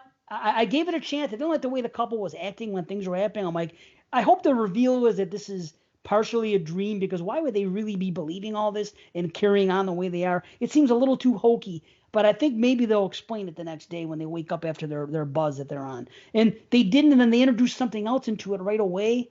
And I said, and if anyone's seen this, they probably know what I'm talking about, this baby thing. And I'm like, you know what? No, this looks very generic, and this looks very silly. I don't like these characters. Kind of like what happened when I watched The Hitcher. Once I lose a main character and I say, whatever happens to them, they deserve it. I don't like the character. That's what happened. So I pulled out after 25, 30 minutes. Does that count to you guys as a watch? Am I still 8 for 8? Or by me pulling out, is that just an incomplete? Doesn't matter. I want to know. I think it's an incomplete. I think so too. And I want to know what people think about that. Maybe you're 8 out of 8.5. 8 out of 5. 8 out of 5, yeah. I say stick with your perfect record because you didn't watch it. Plus, I did watch the whole thing, and it was very generic. I was not a big fan of the characters either, and I thought the ending was sort of very forced and sort of didn't make sense given the way it played out. It was like there was no time for this ending to be the way it is, but so it was kind of silly. All right. Well, that's what's happened. Okay, I was not a fan. Before we go, I want everyone to know about all our new apparently, even though they're on the Patreon page, some people can't access it for some reason. I don't know why, but I had to literally snap pictures, take screenshots, and put them on the Facebook page. By the way, if you're not on the Facebook page, let us know. The exclusive page, just for us. Get on there. There's like 60 strong in there, I think, now, and it's going good. So hopefully we can get as many on there as possible. It's just for this page, and I'm gonna be focusing on it a lot. But apparently some people aren't seeing what they can choose from with the levels of patronage here. So I'm just gonna rattle it off real quick. Everyone that's basically the feature reviews and higher. If you are on the $12 level, you're eligible to pick a 2020 horror movie, whatever comes out, doesn't matter. A 2020 movie, a top 50 slasher, one that we covered that's on all 3 of our slasher lists or whatever, that we've never covered before. You have the option of the found footage list, the one I came up with and challenged Christian to, and the one that I've added a few on to that I consider to be great found footage movies. We have something that we call the Big 30. We each brought 10 movies to the table, movies that we've always wanted to cover and never have. And Top 100 of the Decade, the show that we just did on the Top 100. If we've never done it before and there are no plans to do it and it's not part of a franchise, then you can pick off of that list. And we've added with the double feature. We've added the double features. We have 1, 2, 3. We have like a dozen double features you could choose from, and we have about 20 trilogies to choose from. So if anybody doesn't know, I'm not going to read everything off. I don't want to do all that now, but those are all eligible. So if anybody has any questions and for whatever reason can't access it, just send us a message on Patreon or say something on the Facebook in the new group page. It's called Exploding Heads Patrons. It can't be searched because I'm trying to keep it private. But I opened it up yesterday so people from the old page that wanted in could jump on. But I'm going to close it up again so we can keep it as private as possible. It's private and hidden. So I figure that's the way everybody wants it. Not everybody's on Facebook and they're not into the whole scene. You can't find it. It doesn't exist. You can't find it. Oh, you can type it in. Add Ghost Dad and Leonard Part 6 as a Cosby double feature. Oh, man. And we also have the number one. It's sold out right now. It's the golden ticket, the full head explosion. It's a $75 thing. If anybody wants, sold out. Well, because we only have one on there. But I'm saying, because he hasn't weighed in on what he wants yet. But whatever he wants, he's we're gonna within reason we're gonna do for him. But he wants if anybody Christian's else, anal virginity. Too late. This figure already took it. If there's a crazy idea out there involving horror movies and you're thinking about it, like you want us to say, hey, do the Texas Chainsaw freaking franchise now, even though we don't want to do it. For a price tag like that, for a full head explosion, you're eligible to do something. It's the golden ticket. It's here. Do this within reason. You know what I mean? Goosebumps giveaway? We'll do it. Yeah, we'll do that too. Yes. But there's lots of things out there. So just hopefully everybody can read it right on the page. What'd you say? No, I was looking at my tally because I tallied the numbers, but I heard Goosebumps. So you heard Goosebumps. Waka waka waka. I heard Ghostbusters. Oh, okay, all right. Oh, Ghostbusters. I'm surprised Ghostbusters 2 didn't make your list. Ghostbusters 2 on the move. Yes. Vigo the Butch. I hate Russians. Is he Russian? I don't know. I've never seen it. How about that? Really? I actually like part 2. It's fun. It's fun. It's a decent follow-up. It's just, the first one's such a classic, right? Yeah. I loved the first one when I was a kid so much. I fucking adored it. But when the second one came out, something about it turned me off. It looked like it was going to be too kiddie-ish, too family friendly-ish, something about it just didn't. It's actually kind of darker, I think. Is it really? It just didn't speak to me when I saw the trailer as a kid and the things that by memory though, actually. Yeah. It's pretty dark, but it does have some silliness to it. But it's not the first one, of course. But. And I had a feeling it wouldn't be, and I just didn't rush to it. I just never watched it. It's weird. I'll still watch it if it's on. I'll put it on.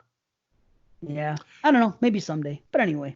Well, I know you were. I don't know if you were even finished your thought before Brandon corrected the joke, but I did the math, and Texas Chainsaw does win. Now that's including all Friday the 13th stuff. Okay, all 12 Friday the 13th, all with the rankings, and then dividing them to get the average rating, and then doing the 8. So, Friday has 12 in the series versus Texas Chainsaw, which says 8. Why don't you take the 8 strongest Fridays? Well, then that's what I was gonna do. Yeah. Initially. I just can't get excited to watch a Texas Chainsaw like I can a Friday. It just doesn't. I don't want to watch Texas Chainsaw unless somebody makes me. Aside from the first two. There's very few franchises I want to watch every film in, so. I can't believe that so many people do the franchise challenge. Christian's becoming like Jim K. Yeah, except I'm watching good ones. Right? Well, then Friday would win. Of course it would. Friday would win if I take the top, my top 8 rated Friday 13th, because there are 2 10 out of 10s I have there. So it does have. You got 2 10s? Relax. Are we wrapping up any fucking time soon? Yeah, we're wrapping up. Wrap it up. Yo. Yo. Okay. I'm wrapping it up. Intruder. Intruder. I forgot about Intruder. A licky boom boom down. Yep. How about Intruder alert? Down.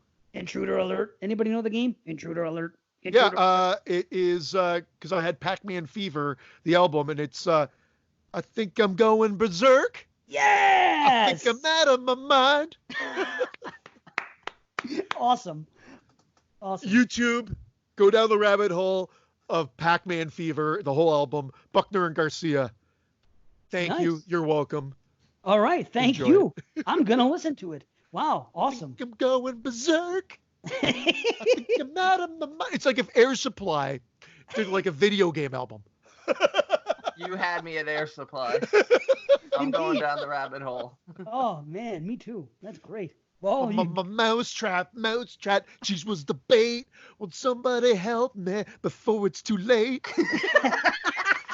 I listened to this album way too much as a kid. Mousetrap, awesome. Mousetrap. Go, Froggy, go. Go, Froggy, go. Did you watch the cartoon? See the Saturday morning video game cartoon? Yeah. Yeah. Great, Batman. Oh. Yeah, Rubik's Cube cartoon too. Oh yeah. Rubik, the amazing cube. Hello, my name is Rubik. Yep. Go watch the intro to that show. Rubik, the amazing cube. Oh, I'm telling you, man. I'm the defender. You got a whole night of listening pleasure. The fucking 80s rock, dude. That's all I can say. Fucking love the 80s. Anyway, I guess we should go. You guys are funny. Anyway. Let's get the hell out of here. We love you guys. Yes. You know where to find us. We're very happy to be exclusive to you guys now. Exclusive episode number 1 in the books. Yeah, baby. So hopefully everybody enjoys it. We're happy. Thank you so much, everybody. And we'll see you on. Let's tell them what we're doing on 102. Let's do this now because we never used to always do that. Now we know what we're picking for the next couple shows. So let me see. Show 102. Witchboard picked by George T. Witchboard. What? Kelly Hugh. Kelly Hugh. I said Hugh like Hugh. Well, that is the joke. No, I know. But Kelly who? Hugh. Oh fuck, barbecue. So there's this guy. Forget it. Bill Donahue. Witchboard from George T. and Event Horizon from Willie P. Which is on Netflix. No, he won't. Will he make it? Willie P. No, his bladder is empty. 40 Years to the Outhouse by Willie Make It. What movie? Yeah. What movie? Friday the 13th. You guys stop talking Friday the 13th? Nope. Never. Nerds. It's my favorite series, after all. Yeah, right About after. Revenge of the Nerds. I think I might take the Revenge of the Nerds series over to the. Oh, Texas no, Chainsaw. do not. No. You can't get past.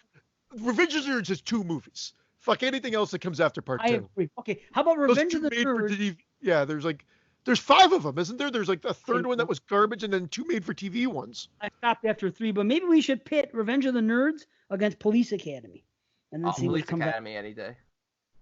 I don't know, man. Although Revenge of the Mission Nerds, to the first Moscow one, was made right for the garbage. and the oral sex hotel is the best joke in Revenge of the Nerds too. Hotel Coral Essex. Yeah, Yes. Yeah, great stuff. Revenge of the And Nerds. Booger becomes a nerd. What other Booger? movie? Not Booger. Ogre. Booger? He Booger? He combined Booger and Ogre. Booger. Booger. Oh my gosh. Booger. He becomes a nerd. Yeah. All right, let's go. All right. We love you guys. Thank you. Remember, don't pick Long your nose. time. You might get a booger. Peace out.